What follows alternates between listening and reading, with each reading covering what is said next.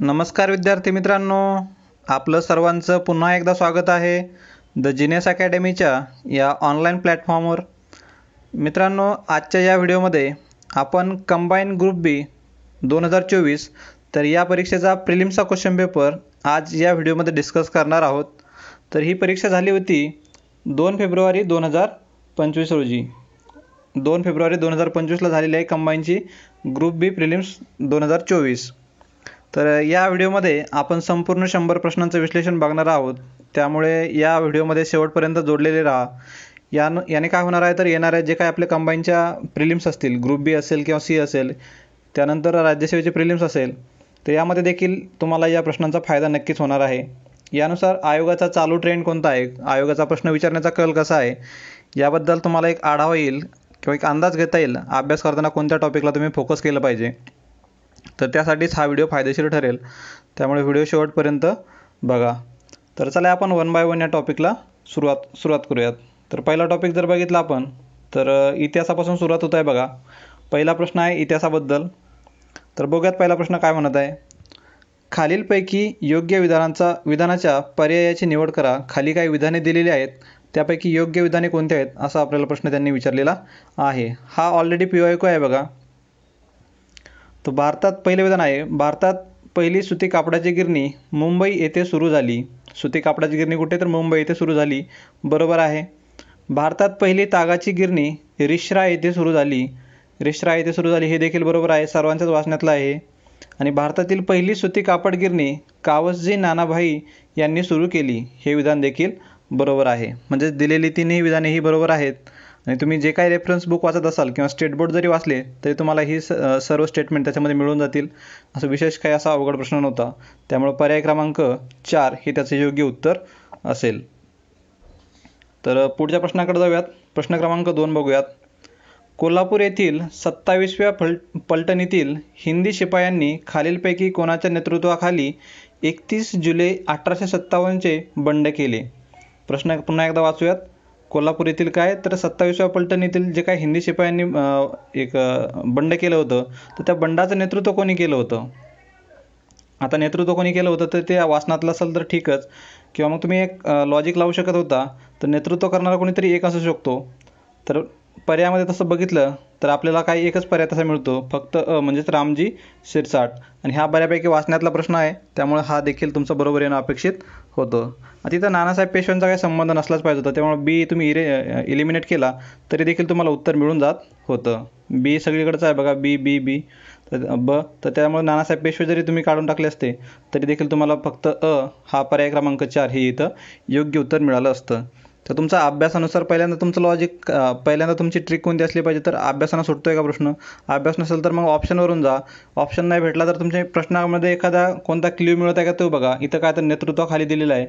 असाच मी एक व्हिडिओ बनवलेला बघा, MCQ सोडवण्याची सायंटिफिक मेथड. तुम्ही तो नक्की बघून घ्यावा. त्या व्हिडिओमधून तुम्हाला असे प्रश्न सोडवण्यासाठी नक्कीच फायदा होणार आहे.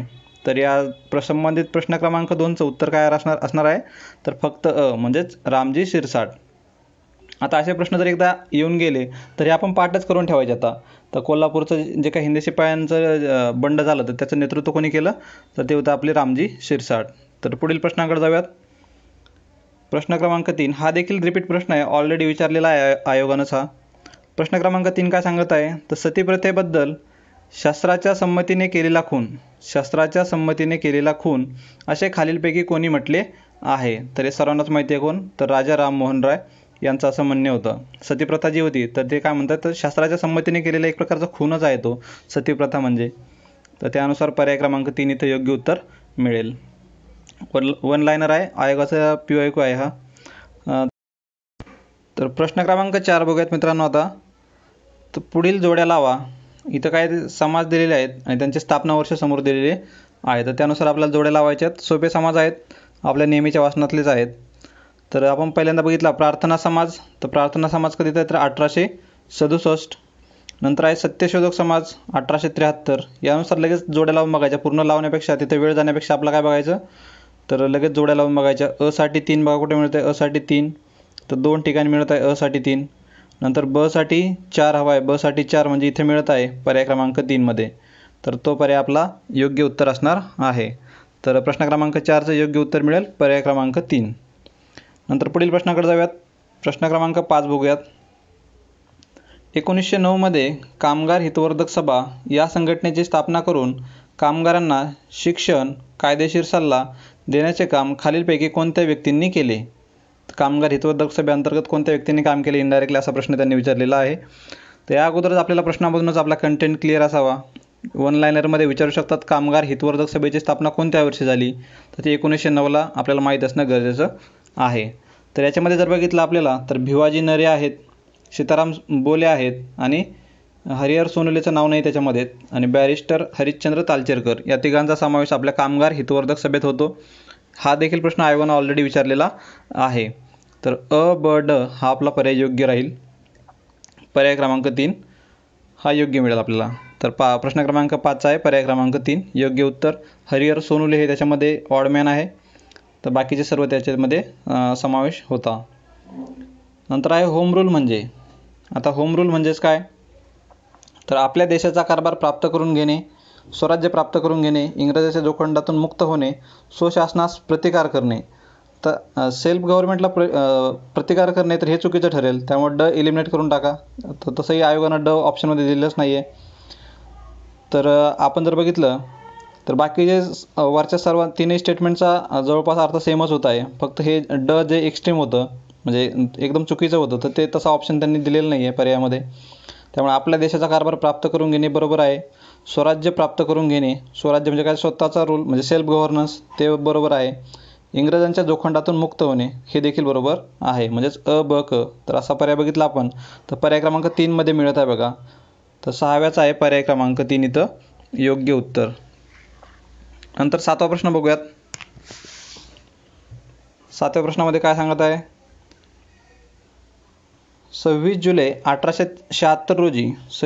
1876 रोजी सुरेंद्रनाथ बॅनर्जी यांनी स्थापन केलेल्या इंडियन असोसिएशनचे पहिले सचिव कोण होते? आता आपण एवढं वाचलेलं आहे की 76 साली जी काय संघटना स्थापन झाली होती इंडियन असोसिएशन, याच्यामध्ये आपण 2 व्यक्तींना वाचलेलं आहे बघा, सुरेंद्रनाथ बॅनर्जी आणि आनंद मोहन बोस. याच्यामध्ये कोण अध्यक्ष आणि कोण सचिव हे जरी माहीत नसेल, सुरेंद्रनाथ बॅनर्जी ऑलरेडी प्रश्नामध्ये त्यांनी विचारलं आहे, तर सचिव कोण उरतात मग, आनंद मोहन बोस. तर पर्याय क्रमांक काय राहील याचा, 3 हे योग्य उत्तर राहील. तर सुरेशचंद्र बॅनर्जी यांनी स्थापन केलेली कोणती इंडियन असोसिएशन कोणत्या वर्षी स्थापन केली, तर 1876ला. तर पर्याय क्रमांक 3 इथे योग्य उत्तर मिळेल. मित्रांनो, इतिहासामध्ये जर बघितलं आपण तर ते मोजक्याच संघटना आहेत बघा, त्याच्यावर वारंवार आयोग प्रश्न विचारत आहे. म्हणजे 1857च्या नंतरच्या संघटना असतील काही, किंवा मग आपल्या समाजसुधार म्हणजे जे काय आपली मगाची बघितले आपण त्या सामाजिक संघटना, तर त्या संघटना आहेत, त्यांचे वर्ष आहे, याच्यामध्ये संस्थापक असतील, यांचे स्थापनेचं वर्ष असेल, किंवा मग जे काही कामगार संघटना आहेत, हे तुम्ही एक लिस्ट बनवून ठेवली तर एक 2 ते 3 पेजावर तुमची हार्डली नोट्स होऊन जाऊ शकते. त्यामुळे रिव्हिजनला देखील हा फायदेशीर ठरेल. आणि आयोग याच्यावरती 2 ते 3 प्रश्न हमखास विचारतोच. तर तशी एक तुम्ही नोट्स तुमच्या नोटबुकमध्ये नक्कीच तयार करून ठेवली पाहिजे. याच्यामधून तुम्हाला बराचसा कंटेंट तुमच्या नोटबुकमध्ये ॲड करण्यासाठी हा फायदेशीर ठरेल. तर त्याच्यावर देखील एक वेगळा स्पेशल व्हिडिओ बनवतो बघा, की तुमच्या नोट्स तुम्ही कशा बनवल्या पाहिजेत, एक म्हणजे रॅपिड रिव्हिजनसाठी. म्हणजे ज्या कोणा व्यक्तींची एकदा प्रिलिम्स क्लिअर झाली, तर आपण म्हणतो की ते एकदा प्रिलिम्स निघाल्यानंतर वारंवार त्या व्यक्तीची प्रिलिम्स न अभ्यास करता देखील कशी निघते, तर त्याचीच एक आपण एक व्हिडिओ पुन्हा एकदा त्याच्यावर बनवूयात. तर 8वा प्रश्न बघूयात. खालीलपैकी नागपूरच्या कोणत्या राजाने आपल्या मृत्यूनंतरच्या वारसाची काहीच व्यवस्था न केल्याने कंपनी सरकारने त्यांचे राज्य खालसा केले? आता हे 1857च्या दरम्यानचे केसेस आहेत बघा, या 1856-57 मध्ये. तर त्यावेळी आपले जे काही हे होते गव्हर्नर जनरल, तर ते होते आपले लॉर्ड डलहौसी. तर डलहौसीनं हे धोरण राबवलं होतं, खालसा धोरण. तर त्याच्यामध्ये खालसा केलं होतं नागपूरच्या राजाचं. तर इथं हा थोडासा आउट ऑफ द बॉक्स जरी प्रश्न असला तरी तुम्हाला ऑप्शनवरून कळून जायला पाहिजे होतं की राजा रघुजी दुसरा आणि राजा रघुजी तिसरा याच्यामध्ये तुम्ही दोघांमध्ये खेळू शकत होता. कारण ऑप्शन त्यांनी बनवताना तसा त्यांना कन्फ्युजन करायचं तुमचं दुसरा की तिसरामध्येच. तर त्यानुसार जरी गेले असे तुम्ही, तर याचं उत्तर आहे राजा रघुजी तिसरा. तर 8व्याचा आहे पर्याय क्रमांक 2 इथे योग्य उत्तर, राजा रघुजी तिसरा. तर पुढील प्रश्नाकडे जाऊयात. हा देखील आयोगाचा PYQ आहे बघा. झाशीची राणी म्हणजे सर्व बंडखोरामधील एकमेव पुरुष होती, हे विधान खालीलपैकी कोणी केले? आता 1857च्या नोट्स बनवताना तुम्ही काय करणार आहात तर त्याच्यामध्ये आपले जे काही भारतीय आपले सेनानी लढलेले आहेत तर त्यांचं ठिकाण असेल. आता झाशीमधून ह्या राणी लक्ष्मीबाई लढल्या होत्या. तर मग झाशीच्या राणी लक्ष्मीबाई ज्या काही लढल्या होत्या तर त्यांच्या विरोधात कोण लढलं होतं, त्यांचं ठिकाण कोणतं होतं आणि त्याच्या विरोधात जो काही इंग्रजांचा जो काही अधिकारी असेल तर तो कोण होता. तर असा 3 कॉलमचा तुम्ही एक चार्ट बनवून ठेवला. यांचं ठिकाण, इथं ठिकाण लिहा. आपला भारतीय जो काही असन सैनिक असेल तर तो लिहा आणि इंग्रजांचा त्या अधिकारी त्याच्या विरोधात कोण होता लढणारा तर तो एक लिहा. इथं तर त्याबद्दलच प्रश्न विचारलेला आहे. झाशीची राणी म्हणजे सर्व बंडखोरामधील एकमेव पुरुष हे विधान केलं होतं शिवरोज यांनी. शिवरोज हा इंग्रज अधिकारी होता. राणी लक्ष्मीबाईंच्या विरोधात हा 1857मध्ये लढलेला होता. तर 9व्याचा मिळेल पर्याय क्रमांक 3 इथं योग्य उत्तर. तर पुढील प्रश्नाकडे जाऊयात. 10वा प्रश्न बघूयात. 27 जुलै 1889 रोजी लंडन येथे राष्ट्रीय काँग्रेसच्या ब्रिटिश इंडिया कमिटीच्या स्थापनेमध्ये खालीलपैकी कोणत्या व्यक्ती संबंधित होत्या. आता 1889ला 27 जुलै 1889 रोजी लंडन येथे काय केलं होतं तर ब्रिटिश इंडिया कमिटी स्थापन झाली होती. तर त्याच्यामध्ये कोणत्या कोणत्या व्यक्तींचा समावेश होता. तर याच्यामध्ये एक आपण जनरल सेन्स किंवा कॉमन सेन्स जरी लावला तरी फिलिप स्प्रॅट आणि ब्रॅन ब्रॅडले याचं नाव समजा आपण स्किप केलं पहिल्यांदा तर ॲलन हुम आपल्याला काँग्रेसच्या संघटनेसंबंधित माहीत आहेत. स्थापनेमध्ये त्यांचा समावेश होता. दादाभाई नौरोजी असतील, उमेशचंद्र बॅनर्जी असतील, हे काय आपल्या काँग्रेसचे अध्यक्ष राहिलेले आहेत. त्यामुळे यांचा समावेश आपण तिथं करू शकतो. नंतर वेडरबर्न हे देखील अध्यक्ष राहिलेले आहेत. त्यानुसार देखील घेऊन जाऊ शकतो. ॲलन हुम हे देखील घेऊन जाऊ शकतो. जिथं तुम्हाला माहीत नसेल पर्याय तर तिथं जास्तीत जास्त बरोबर घेऊन जाण्याचा प्रयत्न करा. इथं ब क नाही आहे, ब क दिलेलं नाही, ब क दिलेलं नाही, मग ऑल ऑफ दी अबो, नाहीतर आपण ते घेऊन गेलो असतो. पण कोणतं तरी एक इलिमिनेट करायला सांगत आहे आपल्याला. ते ऑप्शन तसे बनवलेले आहेत. तर त्यानुसार आपण काढून टाकूयात. कारण यांचा कुठं आपण अध्यक्ष वगैरे कुठं यांना वाचलेलंच नाही आहे. पण बाकी सर्व व्यक्तींना आपण काँग्रेस संबंधित वाचलेलं आहे. त्यामुळे ब क ड हे पर्याय इथं योग्य राहील. म्हणजेच पर्याय क्रमांक 4 इथं योग्य ठरेल. तर 10व्याचा आहे पर्याय क्रमांक 4. 11वा प्रश्न बघूयात. महाराष्ट्रातील घाट व त्यावरील रस्ते. आता इथे इतिहासाचे प्रश्न 10 संपलेले आहेत. आता भूगोलाचे प्रश्न सुरू झालेत. आता घाट आणि त्यावरील रस्ते बघा, हा वारंवार तेच टॉपिक आयोग विचारत आहे. म्हणजे एवढी क्लिअरिटी तुम्हाला आली पाहिजे की एक 3 ते 4 वर्षाचे तुम्ही क्वेश्चन पेपर जर चाळले तर तुमची नोट्स एवढी कन्साईज किंवा एवढी शॉर्टमध्ये झाली पाहिजे की तुम्हाला म्हणजे प्रेडिक्ट करू शकता तुम्ही की येणाऱ्या प्रिलिम्समध्ये आयोग कोणत्या टॉपिकवर प्रश्न विचारणार आहे किंवा काय विचारणार आहे, एवढं तुम्ही प्रेडिक्ट करू शकता. तर अशा प्रकारचा आयोगाचा क्वेश्चन पेपर बनवण्याचा पॅटर्न आहे. म्हणजे एवढे प्रिडिक्टेबल असून देखील कोणत्याही क्लासवाल्यांना असो किंवा मी स्वतः देखील असेल तरी आपण ते तसा क्वेश्चन पेपर बनवू शकत नाही. पण येणाऱ्या प्रश्नांचा एक अंदाज आपण त्याच्यामध्ये लावू शकतो किंवा कोणत्या विषयावर ते प्रश्न येऊ शकतात याचा एक अंदाज आपल्याला मागच्या PYQ वरून घेता येतो. तर बघूयात महाराष्ट्रातील घाट आणि त्यावरील रस्ते. तर फोंडा घाट. तर फोंडा काय आपण तर काय लक्षात ठेवलं होतं की आपण महाराष्ट्राची बाउंड्री करू काय फोडून चाललेलो आहोत गोव्याला. महाराष्ट्राची बाउंड्री फोडून चाललो गोव्याला, म्हणजेच कोल्हापूर पणजीला चाललो. पर्याय क्रमांक 4. साठी पर्याय क्रमांक 4 बघा. तर साठी 4 कुठं आहे तर 2 ठिकाणी आहे. तर बाकी पर्याय एलिमिनेट करून टाका मग. नंतर हनुमंते घाट कुठं आहे किंवा मग थळघाट जरी बघितला आपण सर्वांनाच माहीत असलेला थळघाट किंवा कसारा घाट, मुंबई ते नाशिक थळघाट. डचा आहे पर्याय क्रमांक 1 कुठे आहे बघा, डचा 1. तर पर्याय क्रमांक 1 शिल्लक राहतो आपल्याला, पर्याय क्रमांक 4. तर 11व्याचा आहे पर्याय क्रमांक 4 इथं योग्य उत्तर. तर बाकी देखील तसे जोड्या लावून घ्या. आणि एक्झाममध्ये तुम्ही एखादी जोडी तुमची क्लिअर कट माहीत असेल तर साठी 1 आहे आणि त्यानुसार तुम्हाला उत्तर मिळालं तर बाकी जोड्या चेक करण्याची गरज नाही तुम्हाला. फक्त तुम्ही जे काही जोडी लावणार आहात किंवा ज्या आधारे तुम्ही जोडी लावणार आहात तो प्रश्न किंवा तो MCQ तुमचा क्लिअर असला पाहिजे 100%. त्यानुसार काय होणार, तुम्ही बाकीच्या जोड्या लावण्यात वेळ घालण्यापेक्षा तुम्ही दुसऱ्या प्रश्नाकडे तेवढा तुमचा वेळ इन्व्हेस्ट करू शकता. तर 11व्याचा आहे पर्याय क्रमांक 4 इथं योग्य उत्तर. 12व्या प्रश्नाकडे जाऊयात आता याचा एक देखील व्हिडिओ बनवलेला बघा, डोंगर रांगा आणि नद्या. एक शॉर्ट व्हिडिओ आपल्या चॅनलवर देखील तो अवेलेबल आहे. त्याची एक ट्रिक आहे बघा, नसा तासा गोह भीमकृष्ण, नसा तासा गोह भीमकृष्ण. तर त्यानुसार जरी बघितलं तुम्ही तर शंभू महादेवाचे डोंगर रांग डॅश डॅश नद्यांच्या दरम्यान आहे. ते तुम्हाला उत्तर मिळून जाईल. तर ते कोणत्या, भीमा आणि कृष्णेच्या मध्ये आहे. नसा तासा गोह भीमकृष्णा, गोह नंतर भीम कृष्णा. आता याच्यामध्ये काय विचारलं त्यांनी, शंभू महादेव आहे तर मग कोणाच्या मध्ये आहे तर भीमेच्या आणि कृष्णेच्या मध्ये आहे, भीमा आणि कृष्णा. त्यानुसार पर्याय क्रमांक 3 इथे योग्य उत्तर मिळेल. नर्मदा, सातपुडा, तापी, सातमाळा, नंतर आहे गोदावरी, हरिश्चंद्र बालाघाट, भीमा महादेव, शंभू महादेव आणि कृष्णा नदी. तर अशा प्रकारे आपण हे पाठ करू शकतो.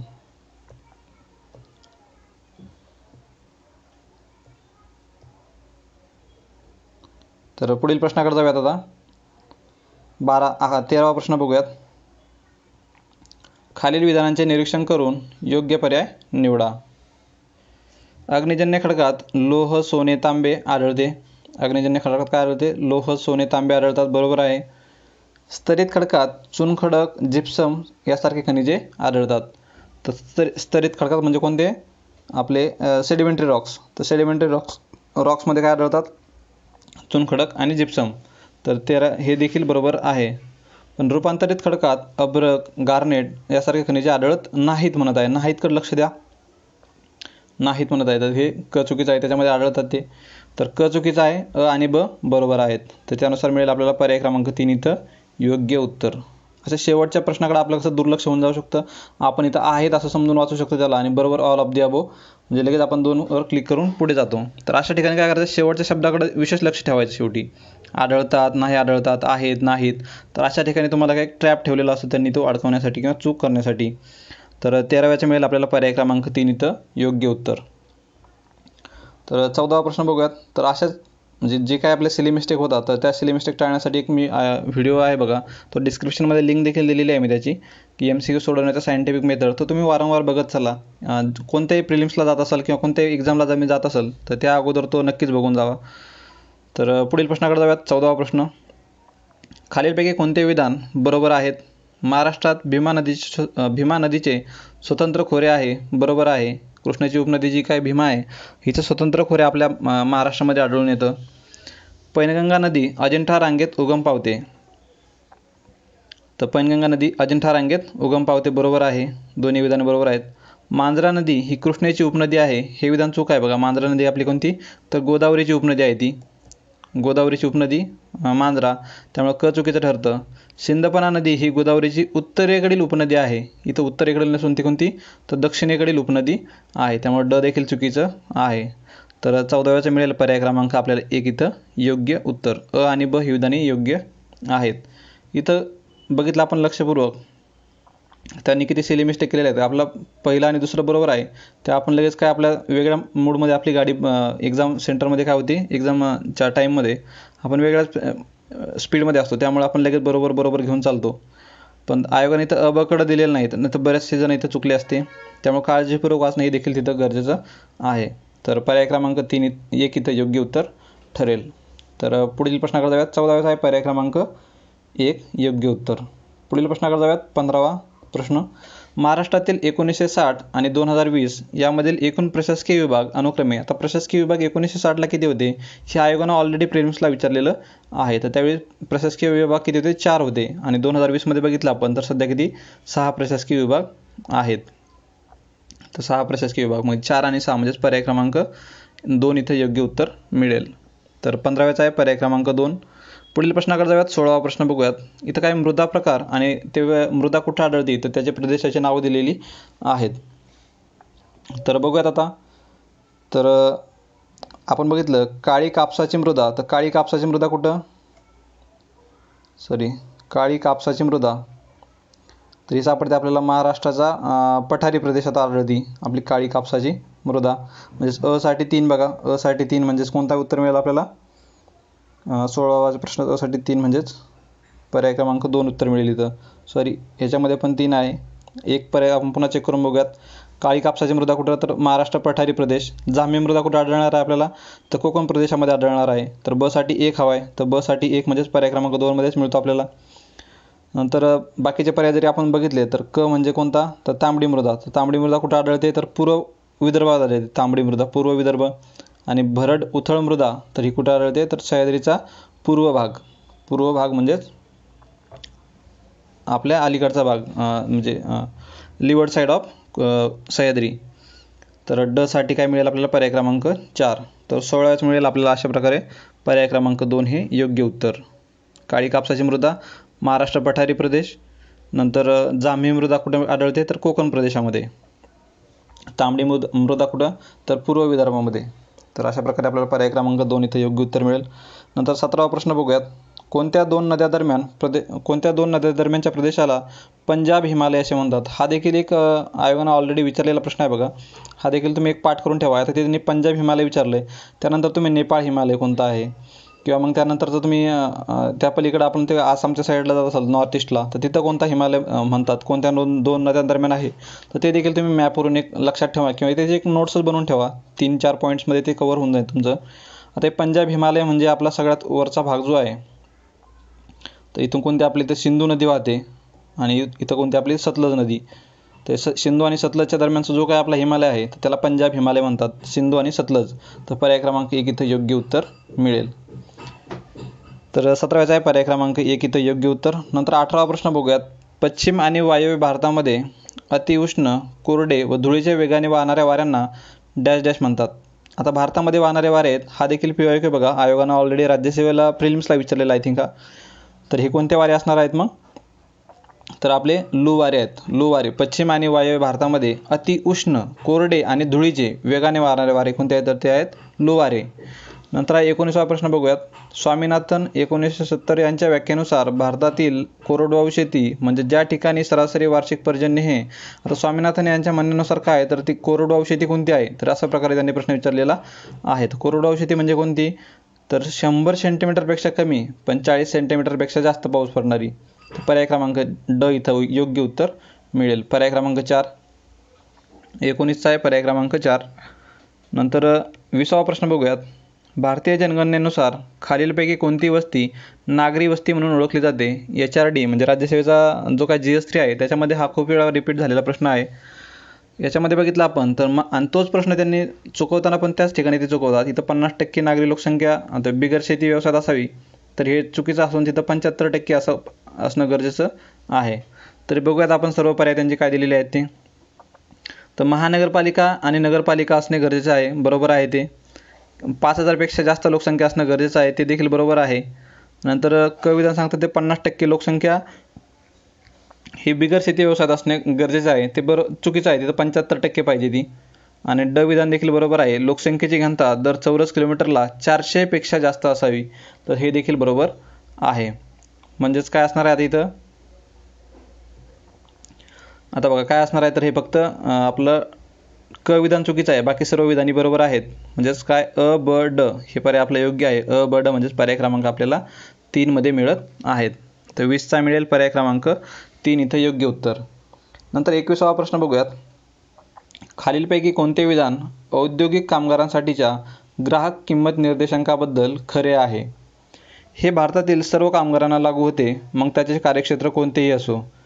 तर सर्व कामगारांना म्हणत आहेत आणि कोणतेही कार्यक्षेत्र असले तरी म्हणत आहेत, ते थोडंसं डाऊटफुल आहे. त्यानुसार हे देखील चुकीचं आहे. कोणतेही कार्यक्षेत्र नको, त्याला आपल्याला संघटित किंवा असंघटित ते देखील बघणं गरजेचं आहे. त्यानुसार अचुकीचं ठरतं. केवळ किमान वेतन निश्चित करण्यासाठी हे वापरले जाते, बरोबर आहे ते. नंतर काय खरे आहे? केवळ किंमत म्हणजे इंग्लिशमध्ये बघूयात. It is solely used to determine the minimum wage. Solely म्हणजे फक्त हेच वापरलं जातं. तर केवळ किमान वेतन निश्चित करण्यासाठी it is solely use to determine the minimum wage, तर हे चुकीचं ठरतं. त्यानुसार मग केवळ हेच वापरलं जाणार नाही. हे वस्तू आणि सेवांच्या एका निश्चित बास्केटवर आधारित आहे, जे कधीही बदलत नाही. हे चुकीचं ठरते. तर ते आपल्या कोणता बेस इयर जसं बदलेल तसं ते बदलत राहतं, त्यामुळे क देखील चुकीचं ठरतं. त्यानंतर बघितलं आपण तर औद्योगिक कामगारांना वाजवी वेतन मिळून त्यांचे जीवनमान चांगले राखण्यास हे मदत करते, तर हे बरोबर ठरते. याच्यात काही वावगं नाही आणि काही टेक्निकल देखील दिसत नाही, त्यामुळे ड विधान बरोबर ठरतं. तर त्यानुसार बघितलं आपण तर काय खरे आहे विचारले त्यांनी, आहेकडे पण लक्ष राहू द्या. तर काय खरे आहे, तर फक्त ड हे विधान बरोबर आहे. तर 21चा आहे पर्याय क्रमांक 3 इथं योग्य उत्तर. 21चा काय आहे? पर्याय क्रमांक ड. तर पुढील प्रश्नाकडे जाऊयात. प्रश्न क्रमांक 22वा बघूयात. 22वा प्रश्न काय सांगत आहे? खालीलपैकी कोणते मध्यवर्ती बँकेच्या गुणात्मक पत नियंत्रणाचे साधन नाही? कोणते? Qualitative credit control of central bank. Qualitative नाही म्हणत आहे, म्हणजे कोणते तर क्वांटिटेटिव्ह पाहिजे त्याला. तर संख्यात्मक कोणते आहेत ते बघणं गरजेचं आहे. तर हे आता गुणात्मक कोणते आहेत ते बाजूला काढू, किंवा मग संख्यात्मक कोणतं आहे ते बाजूला जरी काढलं तरी आपल्याला मिळून जाईल. तर हे बघितलं आपण. कंट्रोल ऑन कंझ्युमर क्रेडिट, उपभोग कर्जाचे नियंत्रण, हे काय तर गुणात्मकच आहे. आदेशाच्या मार्फत नियंत्रण, त्यांना काही धमकीवाजा आदेश देणे किंवा काहीतरी सूचना देणे, तर हे देखील काय गुणात्मकच आहे. जिथं काही संख्यांचा खालीवर होत नाही तर तिथं काय म्हणायचं तो आपण, जिथं संख्या खालीवर होत असेल तिथं झाला आपला संख्यात्मक, आणि जिथं संख्यांचा समावेश होत नाही तर तिथं तो झाला गुणात्मक. तर कर्ज तारण सीमांचे नियमन, तर हे देखील काय झालं गुणात्मक. पण खुल्या बाजारातील व्यवहार, मार्केट ऑपरेशन जे असेल, ओपन मार्केट ऑपरेशन्स, खरेदी विक्री होते, तर तिथं काय होणार मग तो काय, तो आपला संख्यात्मक होईल, तो गुणात्मक होणार नाही. त्यानुसार आपल्याला 22चा मिळेल पर्याय क्रमांक 4 इथं योग्य उत्तर. 22चा आहे पर्याय क्रमांक 4. नंतर 23वा प्रश्न बघूयात. खालील विधानांपैकी कोणते बरोबर आहे? भारतीय हस्तोद्योग विकास महामंडळाची स्थापना 1958 साली करण्यात आली. खालील विधानांपैकी कोणते बरोबर आहे? बरोबर आहे विचारले त्यांनी. नंतर काय, भारतीय हस्तोद्योग विकास महामंडळाची स्थापना 1958 साली करण्यात आली. नंतर PM विश्वकर्मा, तर हे बरोबर आहे, 1958ला करण्यात आली, बरोबर आहे. PM विश्वकर्मा एक कौशल्य सन्मान योजना ही केंद्र शासन पुरस्कृत योजना आहे. विश्वकर्मा कोणती आहे तर पुरस्कृत, हे देखील बरोबर आहे. म्हणजेच काय तर अ आणि ब बरोबर आहेत. त्यानुसार मिळेल 23चा पर्याय क्रमांक आपल्याला 3 इथं योग्य उत्तर. नंतर 24वा प्रश्न बघूयात. भारतीय लोकसंख्येच्या अभ्यासात खालीलपैकी सतत बदलणारे 3 प्रमुख घटक, इथं सतत बदलणारे 3 प्रमुख घटक कोणते असा प्रश्न विचारलेला आहे. तर जन्मदर बरोबर आहे. तर माता मृत्यूदर नसून मृत्यूदर पाहिजे फक्त आपल्याला. जन्मदर, मृत्यूदर आणि स्थलांतर एक, म्हणजे असा पर्याय बघा कुठे मिळत आहे, 1 मध्ये नाही, 2 मध्ये देखील नाही, 3 मध्ये मिळत आहे बघा. जन्मदर, मृत्यूदर आणि स्थलांतर, त्याच्यामध्ये काय होतं तर लोकसंख्या ही सतत बदलत राहते. जन्मदर, मृत्यूदर आणि स्थलांतर हा परत जरी रिपीट झाला तरी आपल्याला हा पाठच असला पाहिजे. आता जन्मदर, मृत्यूदर आणि स्थलांतर. पुढील प्रश्न बघूयात. 25वा प्रश्न. आंतरराष्ट्रीय नाणेनिधी म्हणजेच इंटरनॅशनल मॉनिटरी फंड IMFच्या 2024मध्ये नमूद केलेल्या माहितीनुसार जगातील सर्वोच्च 5 सर्वात मोठ्या अर्थव्यवस्था, ज्या श्रीमंत सर्वात अर्थव्यवस्था आहेत, तर त्या देशांचा क्रम त्यांनी विचारलेला आहे. तर सर्वात पहिले जर बघितलं श्रीमंत अर्थव्यवस्था तर ते मिळणार आहे अमेरिका. 2 पर्यायामध्ये मिळते आपल्याला. त्यानंतर भारत नसून तो काय असणार आहे, चीन असणार आहे. त्यानुसार पर्याय क्रमांक 4 आपल्याला योग्य उत्तर मिळेल. तर 25चा आहे पर्याय क्रमांक 4 हे योग्य उत्तर. अमेरिका, चीन, जर्मनी, जपान, भारत. आता नुकतीच जी आपण IMFनं रँकिंग जाहीर केली तर त्याच्यामध्ये आपण जपानला मागे टाकून काय तर 4थ्या क्रमांकावर आलेलो आहोत. तर अमेरिका, चीन, त्यात ज्यावेळी प्रश्न विचारला तर त्यावेळी असा क्रम होता त्यांचा, अमेरिका, चीन, जर्मनी, जपान आणि भारत. जरी बाकीचं नाही लक्षात राहिले तरी अमेरिका 1 नंबर आहे हे कायम लक्षात ठेवायचं, आणि त्यानंतर चीनचा क्रमांक लागतो. यानुसार देखील आपलं उत्तर आपल्याला योग्य मिळू शकतं. तर 25चा आहे पर्याय क्रमांक 4 इथे योग्य उत्तर. नंतर 26वा प्रश्न बघूयात. डॉक्टर विजय केळकर हा देखील वारंवार रिपीट झालेला आहे. STIला खूपदा प्रश्न विचारलेला आहे मेन्समध्ये. डॉक्टर विजय केळकर समितीचा अहवाल डॅश डॅशशी संबंधित आहे. तर विजय केळकर यांचा अहवाल कशा संबंधित आहे तर तो आता आपल्या अप्रत्यक्ष कर विषयक सुधारणा समिती, म्हणजे समिती होती त्याबद्दल, अप्रत्यक्ष कर म्हणजे इनडायरेक्ट टॅक्स रिफॉर्म्स कमिटी होती विजय केळकर. 27वा प्रश्न बघूयात. डॅश डॅशमध्ये आता याच्यामध्ये काही कमिटी आहेत बघा. आत्ताच मला वाटतं ग्रुप C मध्ये काहीतरी एक कमिटी विचारली होती त्यांनी, लघु उद्योगासंबंधित. तर अशा एक कमिटी आहेत बघा, 15-20 कमिटी आहेत. त्या तुम्ही देखील बाजूला काढून ठेवा. यांचे वर्ष असतील किंवा त्यांचा विषय कोणता आहे आणि त्या कमिटीचे अध्यक्ष कोण होते, असं एक 3 कॉलममध्ये तुम्ही तो चार्ट बनवून ठेवा. तो नक्कीच तुम्हाला रिव्हिजनसाठी तसा फायदेशीर ठरेल. तर अशाच प्रकारे तुमच्या नोट्स डेव्हलप करू शकता. तर 27वा प्रश्न बघूयात. हा देखील PYQ आहे बघा. किती PYQ येत आहेत तर डॅश डॅशमध्ये मानवी गरिबी निर्देशांकाच्या जागी बहुआयामी दारिद्र्य निर्देशांकाची संकल्पना मांडण्यात आली. म्हणजेच काय आपला मल्टी डायमेन्शनल पॉवर्टी इंडेक्स आहे MPI. तर हा कधी आला असं त्यांनी विचारलेलं आहे. तर हा आहे मानव विकास अहवाल, जो काय आपला ह्युमन डेव्हलपमेंट रिपोर्ट आहे 2010चा. तर त्याच्यामध्ये ह्याची सुरुवात झालेली होती, मल्टी डायमेन्शनल पॉवर्टी इंडेक्स किंवा बहुआयामी दारिद्र्य निर्देशांक. तर 27वा आहे पर्याय क्रमांक 3 इथे योग्य उत्तर. 28वा प्रश्न बघूयात. स्थूल राष्ट्रीय उत्पादनापेक्षा निव्वळ राष्ट्रीय उत्पादन नेहमीच कमी असते. इंग्लिशमध्ये बघूयात. Net national product NNP is always less than gross national product. आता NNP मध्ये आणि GNP मध्ये काय फरक असतो तर ग्रॉसमध्ये काय असतं तर इथं डेप्रिशिएशन ॲड केलेलं असतं. डेप्रिशिएशन जे आहेत, आपला घसारा जो असतो, आपलं जे काय मशीन्स आहेत यांची जी काही घट होते तर ती घट देखील याच्यामध्ये कन्सिडर केली जाते. आणि ग्रॉस नॅशनल प्रोडक्टमधून आपण ज्यावेळेस घसारा मायनस करतो तर घसारा मायनस केल्यानंतर आपल्याला काय मिळतो मग NNP नेट नॅशनल प्रोडक्ट. आता तर त्यामुळे काय असणार आहे तर नेट नॅशनल प्रोडक्ट हा नेहमीच काय असणार आहे ग्रॉस नॅशनल प्रोडक्टपेक्षा कमी असणार आहे. त्यामुळे अविधान बरोबर ठरतं. नंतर gross national product includes depreciation, इथं दिलेलं आहे खालीच त्यांनी, gross national product includes depreciation while net national product does not include depreciation. हे देखील बरोबर आहे, आपण ऑलरेडी ते बघितलेलं आहे. त्यामुळे दोन्ही विधानी बरोबर आहेत. A and B are correct. त्यांनी काय विचारलं ते एकदा पुन्हा चेक करा, करेक्ट विचारलेलं आहे. त्यामुळे पर्याय क्रमांक आपल्याला 28 मिळेल. पर्याय क्रमांक 3 इथं योग्य उत्तर. 29वा प्रश्नाकडे जाऊयात आता. भारताच्या 2023-24च्या अर्थसंकल्पाबाबत खालीलपैकी कोणते विधान बरोबर आहेत? बरोबरला लगेच गोल करून ठेवायचा, चूक बरोबर काय असेल ते. तर कोणते विधाने बरोबर आहेत असं विचारलं त्यांनी. भरड धान्यास, आता हा 24चा क्वेश्चन पेपर 24ची परीक्षा होती, त्यामुळे त्यांनी 23-24चा अर्थसंकल्पाबाबत विचारलेलं आहे. तर भरड धान्यास श्री अन्न या नावाने सन्मानित करण्यात आले होते, हे देखील बरोबर आहे. किसान क्रेडिट कार्ड सुविधा वाढवण्यासाठी ₹23,000 कोटी तरतूद करण्यात आलेली आहे. बरोबर घेऊन चालायचं, आकडे पाठ नसतात आपले, त्यामुळं रँडम आकडे आहेत तर बरोबरच घेऊन चालायचं. आता ब विधान देखील बरोबर आहे.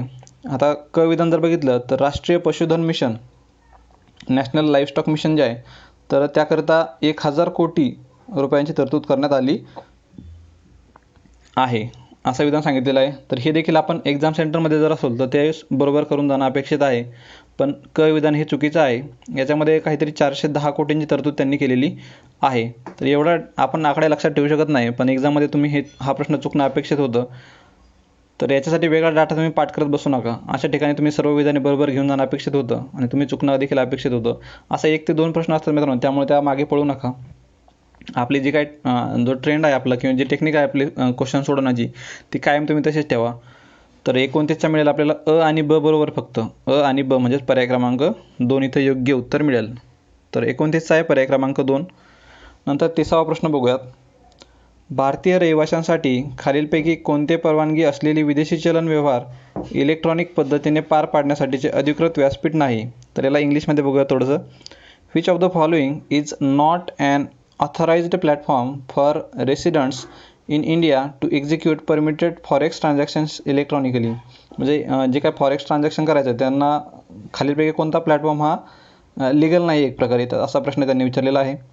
एक मान्यताप्राप्त स्टॉक एक्सचेंज हे असायलाच पाहिजे. मान्यताप्राप्त म्हणजे रेकग्नाइज्ड आहे तो असलाच पाहिजे.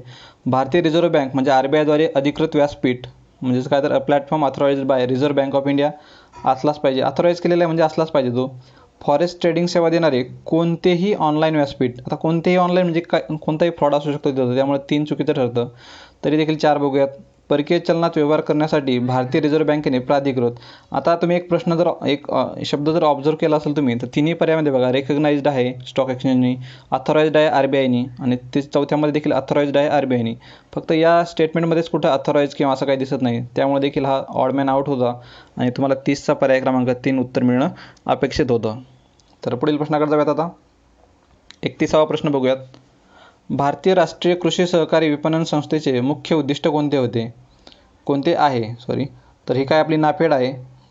नाफेड म्हणजे त्याचा फुल फॉर्म देखील विचारला जातो बघ बऱ्याचदा. तर national agricultural cooperative marketing federation of India, national agricultural cooperative marketing federation of India, NAFED. तर याचं कार्य विचारलं त्यांनी, तर कर्ज वाटप करणे, असं डायरेक्टली ते कर्ज वाटप करत नाहीत, त्यामुळे अचुकीचं ठरतं. तर पर्याय क्रमांक 2 एलिमिनेट होतो. ग्रामीण औद्योगिकरणाला चालना देणे, हे देखील चुकीचं आहे. तर कृषी मालाचे सहकारी तत्वावर विपणन करण्यास प्रोत्साहन देणे, तर कृषी मालाचे सहकारी तत्वावर विपणन करण्यास प्रोत्साहन देणे. तर कोऑपरेटिव्ह आहे, मार्केटिंग फेडरेशन आहे कोऑपरेटिव्ह, त्यामुळे सहकारी तत्वाला काय चालणार आहे. नंतर स्वस्त दरात कृषी उत्पादन विकणे, स्वस्त दरात म्हणजे काय, तर ह्याचे काय अंदाज येत नाही, त्यामुळे ड विधान देखील चुकीचं आहे. आणि क बरोबर असेल आणि क आणि ड असा पर्याय नाही, त्यामुळे ड विधान त्यानुसार देखील आपण चुकीचं करू शकतो. तर 31चा मिळेल आपल्याला पर्याय क्रमांक 3 इथं योग्य उत्तर. त्याचं उद्दिष्ट कोणतं आहे तर to promote cooperative marketing of agricultural produce, त्यामुळेच काय तर 31चा मिळेल पर्याय क्रमांक 3 इथं योग्य उत्तर. नंतर 32वा प्रश्न बघूयात. भारतीय अर्थसंकल्पासंदर्भात खालीलपैकी कोणते विधान बरोबर आहे? बरोबर आहे विचारलं आहे. भारतीय अर्थसंकल्पाचा दस्तऐवज एकूण खर्च भारतीय अर्थसंकल्पाचा दस्तऐवज एकूण जमा खर्च दर्शवतो. भारतीय अर्थसंकल्पाचा दस्तऐवज राजकोषीय तूट दर्शवतो. इंग्लिशमध्ये बघू त्याला काय म्हणतात, तर Indian budgetary documents shows total receipt and expenditure, म्हणजे टोटल एक्सपेंडिचर आणि टोटल रिसिप्ट जे आहेत तर ते दाखवले जातात, त्यामुळे अविधान बरोबर आहे. Indian budgetary documents shows fiscal deficit, राजकोषीय तूट देखील त्यांनी त्यात दाखवलेली असते किती असणार आहे चालू वर्षामध्ये. आणि भारतीय अर्थसंकल्पाचा दस्तावेज प्राथमिक तूट देखील, जी काय आपली प्रायमरी डेफिसिट आहे ते देखील ते दाखवतो. आणि भारतीय अर्थसंकल्पाचा दस्तावेज परिणामकारक महसुली तूट दर्शवतो, म्हणजेच कोणती, इफेक्टिव्ह रेव्हेन्यू डेफिसिट. हे देखील विधान बरोबर आहे. त्यामुळे वरीलपैकी सर्व विधाने बरोबर आहेत. पर्याय क्रमांक 4 इथे योग्य उत्तर मिळेल. आता यांचे डेफिनेशन देखील तुम्ही आपल्या नोट्समध्ये तयार करून ठेवा. बघा, फिस्कल डेफिसिट म्हणजे व्याख्या काय आहे, त्याची फॉर्म्युला काय आहे तो. त्यानंतर प्रायमरी डेफिसिट म्हणजेच काय, तर fiscal deficit minus interest payment असतील तर ती प्रायमरी डेफिसिट. नंतर इफेक्टिव्ह रेव्हेन्यू डेफिसिट काय आहे, तर या 3 डेफिनेशन तुम्ही तुमच्या नोट्समध्ये नक्कीच नोट करणं गरजेचं आहे. 32 आहे पर्याय क्रमांक 4 इथे योग्य उत्तर. 33वा प्रश्न बघूयात आपण आता. हा एक खूपच जुना प्रश्न आहे बघा, खूप वेळा येऊन गेलेला आहे आता हा. तर हरित क्रांती सर्वांनाच माहिती आहे. हरित क्रांती म्हणजेच कोणती, तर अन्नधान्याची क्रांती आहे बघा. तर साठी 3 बघा, साठी 3 एकाच ठिकाणी दिलेलं आहे. तर 33चा मिळेल आपल्याला पर्याय क्रमांक 3 इथं योग्य उत्तर. 34वा प्रश्न बघूयात. भारतीय संविधानातील, याच्यामध्ये देखील तुमच्या नोट्समध्ये काय असणं गरजेचं आहे, तर यामध्ये ज्या काही क्रांत्या झालेल्या आहेत सगळ्या आजपर्यंतच्या, तिथे त्यांनी हरित क्रांती विचारली त्यामुळे आपल्याला सोपं गेला. पण बाकीच्या काही क्रांती आहेत त्या आपल्याला थोडंसं कन्फ्युजन करू शकतात. तर अशा सर्व क्रांती तुम्ही त्या नोट्समध्ये तुमच्या कव्हर करणं किंवा नोट करणं गरजेचं आहे. तर 33चा आहे पर्याय क्रमांक 3. 34वा प्रश्न बघूयात. भारतीय संविधानातील अनुच्छेद डॅश डॅशमध्ये केंद्रीय अर्थसंकल्पाची परिभाषा केलेली आहे, म्हणजे बजेट जे आहे त्याचा उल्लेख कशामध्ये केलेला आहे, तर अनुच्छेद 112. आत्ताच झालेली राज्यसेवा 2023ची मेन्समध्ये हा प्रश्न विचारलेला आहे. नंतर 34चा पर्याय क्रमांक 1 112मध्ये. पुढील प्रश्नाकडे जाऊयात. 35वा प्रश्न बघूयात. खालीलपैकी कोणते विधान सत्य आहे, सत्य आहे विचारले त्यांनी. 35चा सत्य कोणता आहे, तर स्थूल देशांतर्गत उत्पादनामध्ये नागरिकांनी देशाबाहेर कमावलेले उत्पन्न समाविष्ट नसते. म्हणजे कोणतं, तर gross domestic product does not include the income earned by the nationals outside the country. बरोबर आहे, डोमेस्टिक आहे ना. तर फक्त डोमेस्टिक म्हणजे आपले जे काही बॉर्डर आहे तर त्या बॉर्डरमध्ये जे काही उत्पन्न आपण जनरेट होतो किंवा उत्पन्न जे काही तयार होतं तर फक्त त्याचा समावेश आपण GDP मध्ये करतो. तर बरोबर ठरेल त्यानुसार. तर gross domestic product does include the income earn by the nationals outside the country. बघा, वरचं आणि खालचं विधान फक्त असते आणि नसते एवढाच फरक आहे त्याच्यामध्ये. म्हणजे आणि ब हे दोन्ही कधी बरोबर नसणार आहेत आणि दोन्ही कधी चूक नसणार आहेत. त्यामुळे हे 2 पर्याय तुम्ही असे इलिमिनेट करणं गरजेचं होतं. तर यानुसार मिळेल आपल्याला पर्याय क्रमांक 1 इथं योग्य उत्तर. फक्त हे बरोबर आहे. तर 35चा आहे पर्याय क्रमांक 1 इथे योग्य उत्तर. 36वा प्रश्न बघूयात. खालीलपैकी कोणत्या अंतराळ संशोधन संस्थांनी भूगर्भातील पाण्याचे सर्वेक्षण करण्यासाठी संयुक्तपणे SWOT SWOT नावाची आंतरराष्ट्रीय उपग्रह मोहीम सुरू केलेली आहे. तर हा करंटचा प्रश्न म्हणता येईल. तर SWOT नावाची मोहीम कोणत्या जे काय आंतरराष्ट्रीय उपक्रम ही संस्था आहे तर कोणत्या विभागांनी ती सुरू केलेली आहे. तर 36चा मिळेल आपल्याला पर्याय क्रमांक 1. आता हा फॅक्च्युअल आहे बघा, हा पार्ट असणं गरजेचं होतं. नासा आणि CNES. नासा आणि CNES. तर 36चा आहे पर्याय क्रमांक 1 इथं योग्य उत्तर. नंतर 37वा प्रश्न बघूयात. अन्न कचरा निर्देशांक अहवाल म्हणजेच फूड वेस्ट इंडेक्स रिपोर्ट 2024 तो ह्याला कोण जाहीर करतं अन्न कचरा निर्देशांक अहवाल, तर ते केला जातो आपल्या United Nations Environment Programme UNEP. 37चा आहे पर्याय क्रमांक 1 इथे योग्य उत्तर. UNEP कडून हा फूड वेस्ट इंडेक्स जाहीर केला जातो. तर 37चा आहे पर्याय क्रमांक 1. नंतर 38वा प्रश्न बघूयात. आता काय सांगत आहे 38वा प्रश्न. The Indian Navy at 75 reminiscing the voyage या पुस्तकाचे लेखक कोण आहेत.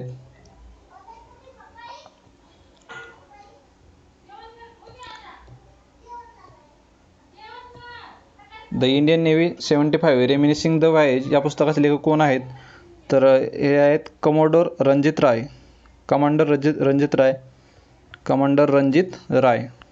नंतर पुढील प्रश्न बघूयात, उस्ताद रशीद खान यांचे घराणे कोणते होते? राशीद खान यांचे घराणे कोणते होते? तर ते होते आपले रामपूर रहसबान.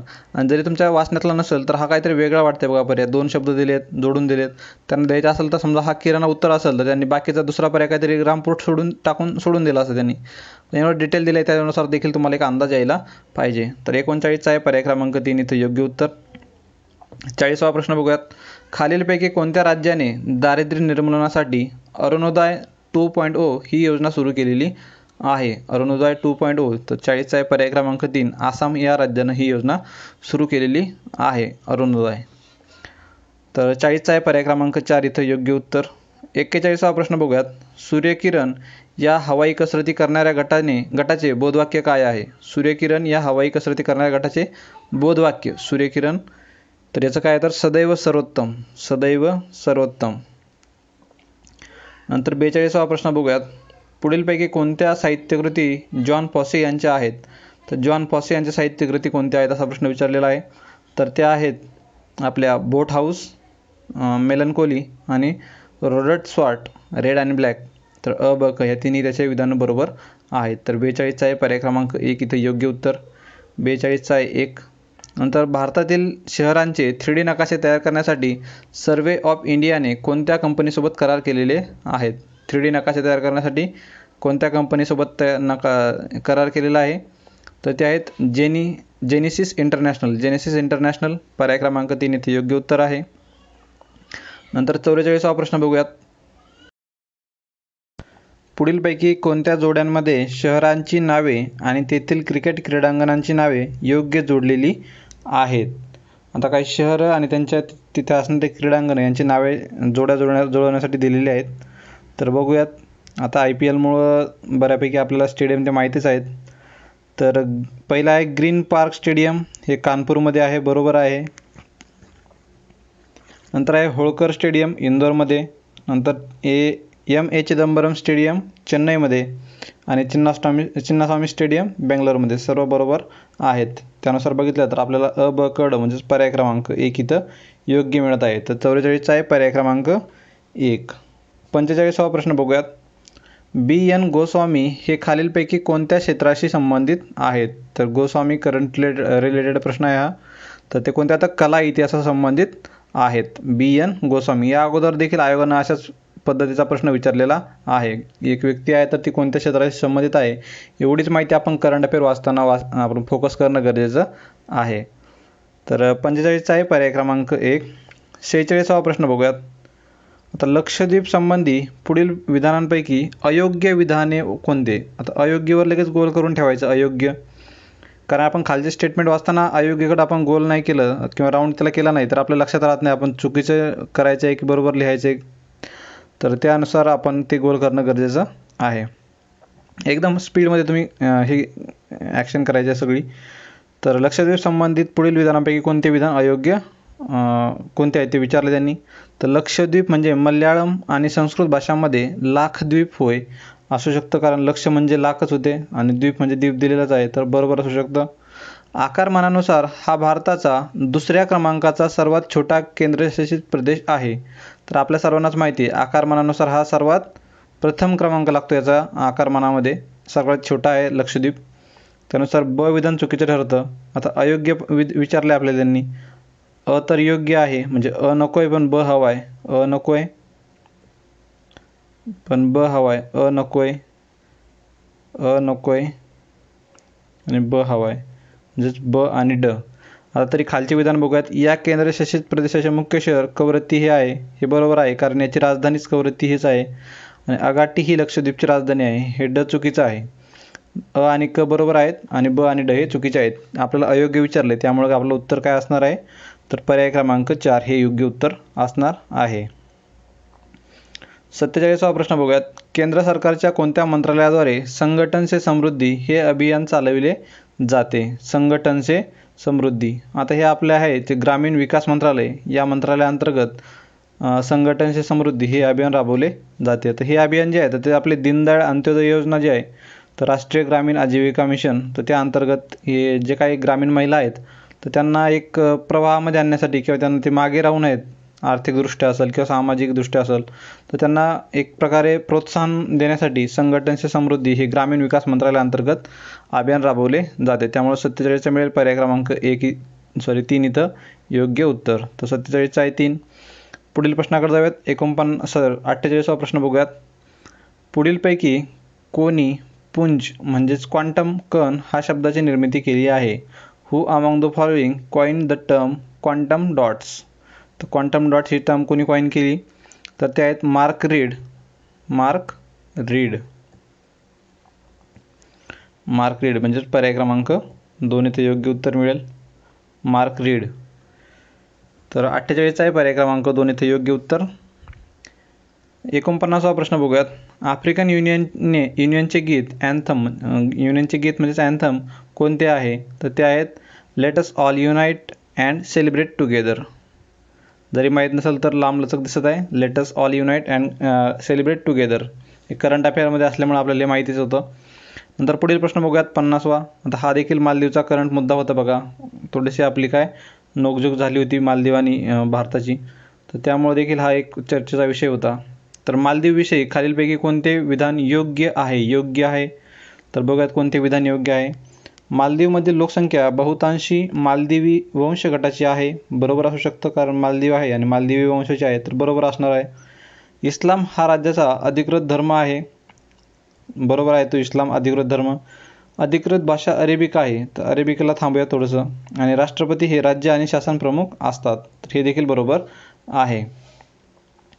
इथं आता अधिकृत भाषा जर अरेबिक बघितली आपण, तर हे अरेबिक नाही. तिथं आपण फ्लोमध्ये एक्झाममध्ये भले आपण कडक करून जाऊ शकतो वाचण्यात आलं नसेल तर, पण याची अरेबिक भाषा नसून एक वेगळीच भाषा आहे बघा या राज्याची.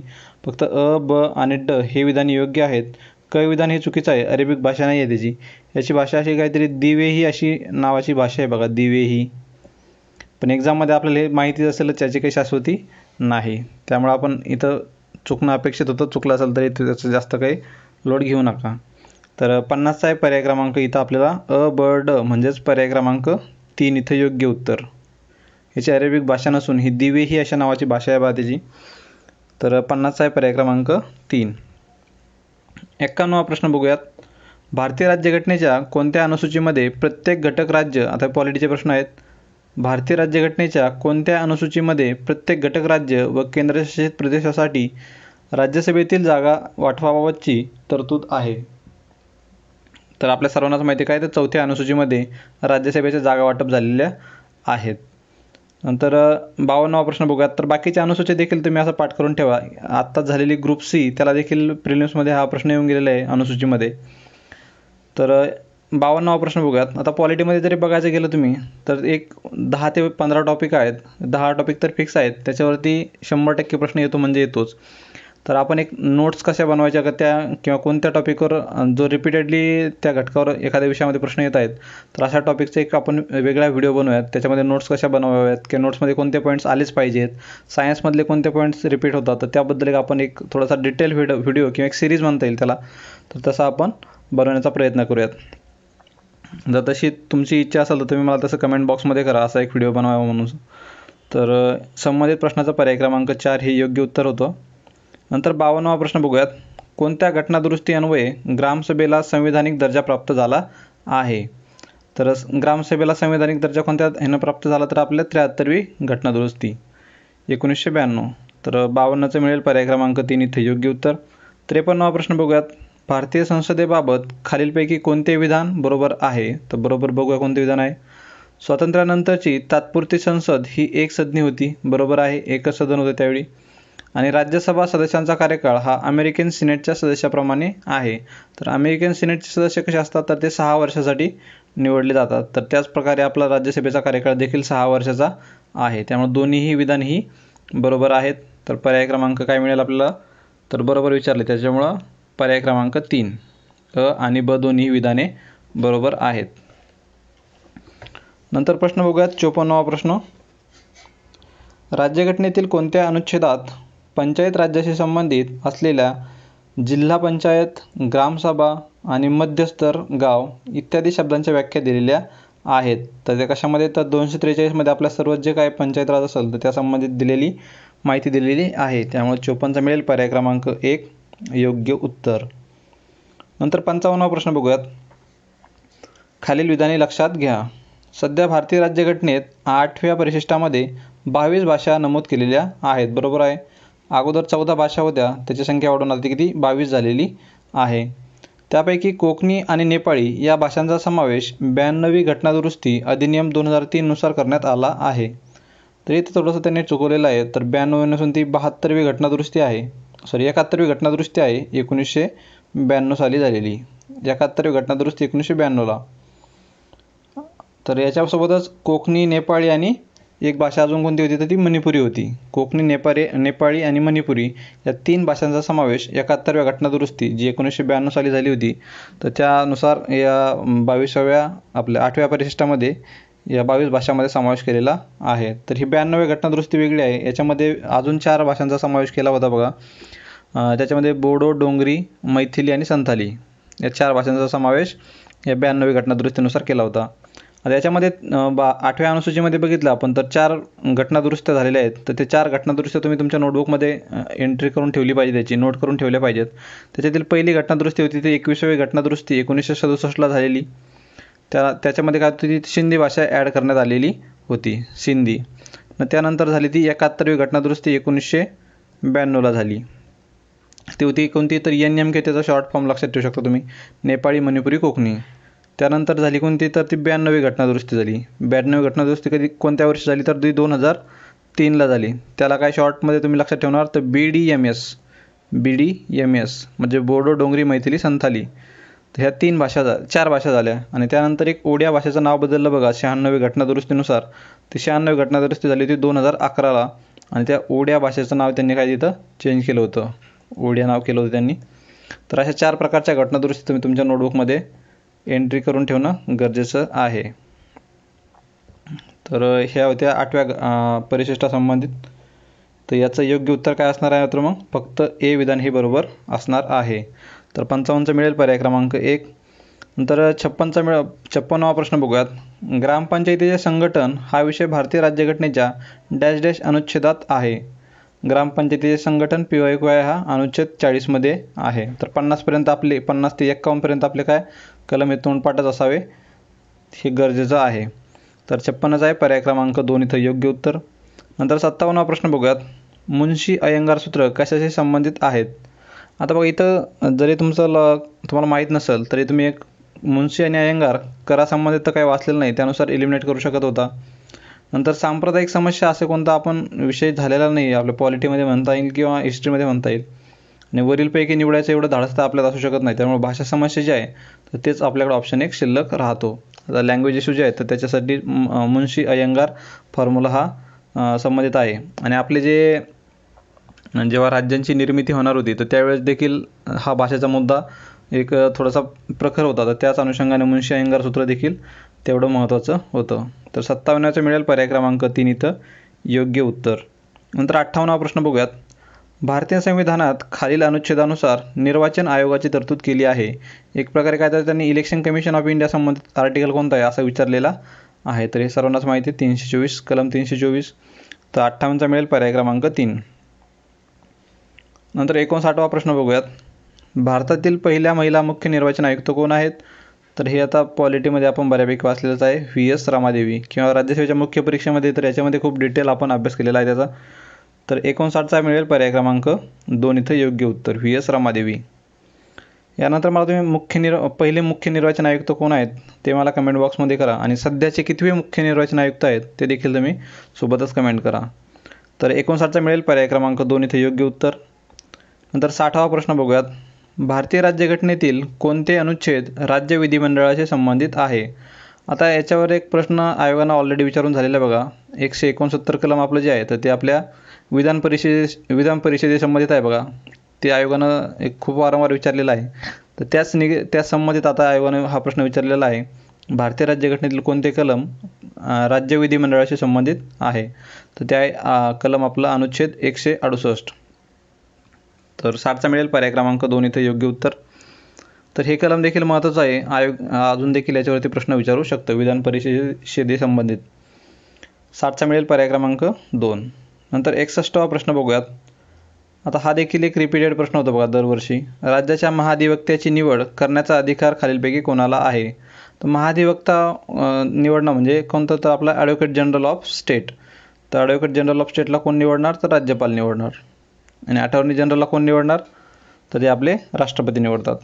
तर यांचे कलम, अटॉर्नी जनरलचे कलम, तर हे 2-3च टॉपिक आहे त्यांच्यावरती, तर त्याच्यावरच विचारले जातात प्रश्न हे. नंतर 62वा प्रश्न बघूयात. खालीलपैकी कोणत्या राज्यात द्विग्रही विधिमंडळ आहे? द्विग्रही विधिमंडळ कोणत्या राज्यात आहे? तर बायकॅमेरल लेजिस्लेचर आंध्र प्रदेशमध्ये आहे, बिहारमध्ये आहे, कर्नाटकमध्ये आहे, गुजरातमध्ये नाही. त्यानंतर महाराष्ट्रात आहे, तेलंगणात आहे, उत्तर प्रदेश आहे, आसाममध्ये नाही. कर्नाटक, महाराष्ट्र, तेलंगणा, उत्तर प्रदेश, बिहार, त्रिपुरामध्ये नाही. तर पर्याय एकच राहतील आपल्याकडे, पर्याय क्रमांक 4. आंध्र प्रदेश, बिहार, कर्नाटक, महाराष्ट्र, तेलंगणा, उत्तर प्रदेश. असं जोड्या लक्षात ठेवा, म्हणजे लक्षात राहील. आंध्र प्रदेशसोबत कोणता तेलंगणा लावणार, नंतर बिहारसोबत कोणता लावणार, तर आपला उत्तर प्रदेश, आणि कर्नाटक, महाराष्ट्र. तर असं जोडीने लक्षात ठेवलं तरी लक्षात राहील तुमच्या. तर 62वा मिळेल, पर्याय क्रमांक 4 इथं योग्य उत्तर. 63वा प्रश्न बघूयात. घटनेतील अनुच्छेद 154 प्रमाणे घटनेने राज्याचे सर्व कार्यकारी अधिकार कोणाकडे सोपविलेले आहेत? तर 154 प्रमाणे घटनेने राज्याचे सर्व कार्यकारी अधिकार कोणाकडे दिले जाणार? तर राज्यपालाकडे दिले जाणार. आणि केंद्राचे कोणाकडे? तर राष्ट्रपतीकडे. तर त्यानुसार 63 मिळेल, पर्याय क्रमांक 2 इथं योग्य उत्तर. नंतर 64वा प्रश्न बघूयात. जिल्हा न्यायाधीशाची नियुक्ती डॅश डॅशद्वारे होते. सोपे प्रश्न आहेत बघा पॉलिटीमध्ये. तर आपल्या जिल्हा न्यायाधीश जे आहे तर त्याची नियुक्ती कोणामार्फत होते? तर ते होते राज्याचे राज्यपाल, म्हणजेच पर्याय क्रमांक 4 इथे योग्य उत्तर मिळेल. तर 64 आहे, पर्याय क्रमांक 4. नंतर 65वा प्रश्न बघूयात. घटनेच्या कोणत्या अनुच्छेदामध्ये प्रत्येक उच्च न्यायालय हे अभिलेख न्यायालय असेल असे स्पष्ट करण्यात आले आहे? म्हणजेच काय, तर कोर्ट ऑफ रेकॉर्ड हे कोणत्या कलमामध्ये सांगितलेलं आहे? तर उच्च न्यायालयामध्ये याचा आर्टिकल जर बघितला आपण तर याचं 215मध्ये आपल्याला याचा उल्लेख दिसतो बघा. 215मध्ये कोर्ट ऑफ रेकॉर्ड उच्च न्यायालयासंबंधित तरतूद केलेली आहे. त्यानंतर 66वा. आता याच्यामध्ये मला तुम्ही सुप्रीम कोर्टच्या कोणता आर्टिकल आहे त्याच्यामध्ये कोर्ट ऑफ रेकॉर्डची म्हणजे तरतूद तशी केलेली आहे, तर ते कमेंट बॉक्समध्ये तुम्ही कमेंट करा. कोणत्या कलमांतर्गत सुप्रीम कोर्ट हे कोर्ट ऑफ रेकॉर्ड म्हणून काम करतं? तर 65च्या या संबंधित प्रश्नामध्ये पर्याय क्रमांक 1 इथं योग्य उत्तर आहे. नंतर 66वा प्रश्न. इथून आता सायन्सचे प्रश्न सुरू झालेले आहेत बघा मित्रांनो. तर शेवाळ गट आणि उदाहरणं त्याची विचारलेली आहेत. याच्यामध्ये आपण शक्यतो सायन्सचे प्रश्न इंग्लिशमध्ये वाचण्याचा प्रयत्न करायचा. तर मराठीत जरी बघितलं आपण तर हिरवे शेवाळ आपल्याला स्पायरोगायरा हे सर्वांनाच माहीत आहे. त्यानुसार एक जोडीला आपण लावून घेऊया. साठी 3 बघा. साठी 3 कुठे मिळत आहे? तर एकाच पर्यायामध्ये आहे, साठी 3. तर त्यानुसार देखील आपल्याला 66चा पर्याय क्रमांक 3 इथं योग्य उत्तर मिळेल. 66चा 3. बाकीचे पर्याय जर बघितले आपण तर तपकिरी शेवाळ म्हणजेच काय, तर तपकिरी शेवाळाला काय मिळेल? तर सर्गॅसम मिळेल. लाल शेवाळाला पॉलिसायफोनिया. आणि पिवळे शेवाळ काय, तर बॉटरिडियम. त्यामुळे इंग्लिशमध्ये वाचत चालला आहे. क्लोरोफायसीला काय आपल्याकडे? स्पायरोगायरा. नंतर अशाच पद्धतीने आपण जोड्या लावल्या बाकीच्या देखील, तर ते आपल्याला उत्तर पर्याय क्रमांक 3 इथे योग्य उत्तर मिळून जाईल. नंतर आता हे देखील तुम्ही एक साईडला नोटच करून ठेवा, इंग्लिशमध्ये देखील आणि मराठीमध्ये देखील. कारण कधी काय होणार आहे, तर हे क्लोरोफायसी दिलं आहे आता, तर त्यांनी इथं कसं मराठीमध्ये दिलं आहे हिरवे शेवाळ, पण ते कधी काय करतात की क्लोरोफायसी हा इंग्लिशचा शब्द तसाच लिहितात मराठीत क्लोरोफायसी. तर त्यावेळेस आपली थोडीशी गफलत होते मग. तर ह्याला देखील तुम्ही इंग्लिश आणि मराठी दोन्ही लिहून ठेवा आणि त्याच्या लगेच जोड्या लिहून ठेवा. तर क्लोरोफायसी काय, तर स्पायरोगायरा आहे. नंतर काय, तर फॅबोफायसी काय आहे, तर फॅबोफायसी तर ते आहे सर्गॅसम. तर हे देखील तुम्ही असं प्रत्येक पॉईंट एकासमोर एक लिहून ठेवा आणि मराठी आणि इंग्लिश दोन्ही भाषामध्ये लिहून ठेवा. जे सायन्सचे प्रश्न इंग्लिशमध्ये केलं तर थोडंसं सोपं जाईल. नंतर पुढील प्रश्न बघूयात. 67वा प्रश्न. खालीलपैकी कोणाला फळ पिकवणारे संप्रेरक असे म्हणतात? तर हा देखील आयोगाचा PYQ आहे. खालीलपैकी कोणाला फळ पिकवणारे संप्रेरक म्हणतात? तर ते काय, इथिलीन. तर हा 4 ते 5 वेळा रिपीट झालेला प्रश्न आहे. तर 67चा मिळेल पर्याय क्रमांक 3 इथं योग्य उत्तर. नंतर पुढील प्रश्नाकडे जाऊयात. 68वा प्रश्न बघूयात. वनस्पतीवरील रोग आणि रोगकारकाच्या जोड्या असा प्रश्न आहे. आयोगाचा एकदम जुना ट्रेंडचा प्रश्न आहे बघा हा. आणि यातूनच आत्ताच झालेली कंबाईन ग्रुप्सची आहे आपली 2024ची, त्याच्यामध्ये देखील एक प्रश्न याच्यातून रिपीट झालेला आहे. तर ते देखील आपण इथं बघूयात. तर वनस्पती रोग आणि रोगकारक त्याचे कॅज्युअल एजंट. आता पहिला हे जर बघितलं आपण रोग बघितला तर गव्हाची सुटी काजळी, लूज स्मट ऑफ व्हीट. तर गव्हाची सुटी काजळीला काय मिळेल आपल्याला कॉजिंग एजंट त्याचा. तर हे म्हणजे तुमच्या अभ्यासात असेल तर ठीकच आहे, पण याच्यातील एखादा कीवर्ड जरी तुमच्या लक्षात राहिला असेल किंवा हातात टिक्का आहे तर हा ऑलरेडी देखील आयोगाने विचारलेला आहे. पण त्यावेळी विचारताना कसं विचारलं होतं, तर भुईमुगाच्या पानावर कोणता रोग पडतो होता असं सरळ विचारलं होतं. त्यावेळेस टिक्का हे उत्तर बरोबर होतं. पण आता आयोग थोडंसं डिटेलमध्ये चाललेलं आहे, अजून डीपमध्ये चाललेलं आहे, त्यामुळे आपल्याला अभ्यास देखील आपला तसा करणं गरजेचं आहे. तर एक वन बाय वन बघूयात. गव्हाची सुटी काजळी जर बघितली आपण तर त्याला उस्टिलागो सेगेटम पर्याय क्रमांक 3 म्हणजे अ साठी 3. नंतर गव्हाच्या खोडावरील काळा तांबेरा, तर याचं काय मिळेल आपल्याला पक्सिनिया ग्रॅमिनस. नंतर भुईमुगाच्या पानावरील टिक्का, तर तो आहे सर्कोस्पोडियम पर्सोनेटम. आणि हळदीच्या पानावरील ठिपका ते आहे टॅफ्रिना मॅक्युलान्स. तर हे तुम्ही तुमच्या नोटबुकमध्ये पुन्हा नोट करून ठेवणं गरजेचं आहे. याच्यावर देखील आयोग प्रश्न विचारणार आहे. आणि आत्ताच झालेली जी आहे ग्रुपशी आहे आपली, त्याच्यावरती हा भुईमुगाच्या पानावरील टिक्का आहे, तर त्याला कशामुळे आजार होत होतो किंवा रोग कशामुळे होतो तर ते विचारलं होतं. आणि त्या ऑप्शनमध्ये हा सर्कोस्पेडियम हा ऑप्शन दिलेला आहे. तर त्याच पद्धतीने येणाऱ्या काळातील जे काही परीक्षा होतील त्यामध्ये हा प्रश्न रिपीट होऊ शकतो, त्यामुळे हे तुम्ही नक्की नोट करून ठेवणं गरजेचं आहे. तर या संबंधित प्रश्नानुसार जर बघितलं आपण तर 68चा पर्याय क्रमांक 3 इथं योग्य उत्तर मिळेल. पुढील प्रश्नाकडे जाऊयात. आता 69वा प्रश्न बघूयात. खालीलपैकी कोणती लस त्वचेच्या थरामध्ये देण्यात येते? त्वचेच्या थरामध्ये, तर ती कोणती लस आहे तर आपली BCG लस आहे. BCG लस TB संबंधित आहे बघा. तर BCG लस आपल्या ह्याच्या संबंधित दिली जाते, त्वचेच्या थरामध्ये दिली जाते, TB संबंधित. तर पर्याय क्रमांक 2 69चा योग्य राहील BCG. नंतर आहे 70वा प्रश्न. बायोमेडिकल कचरा.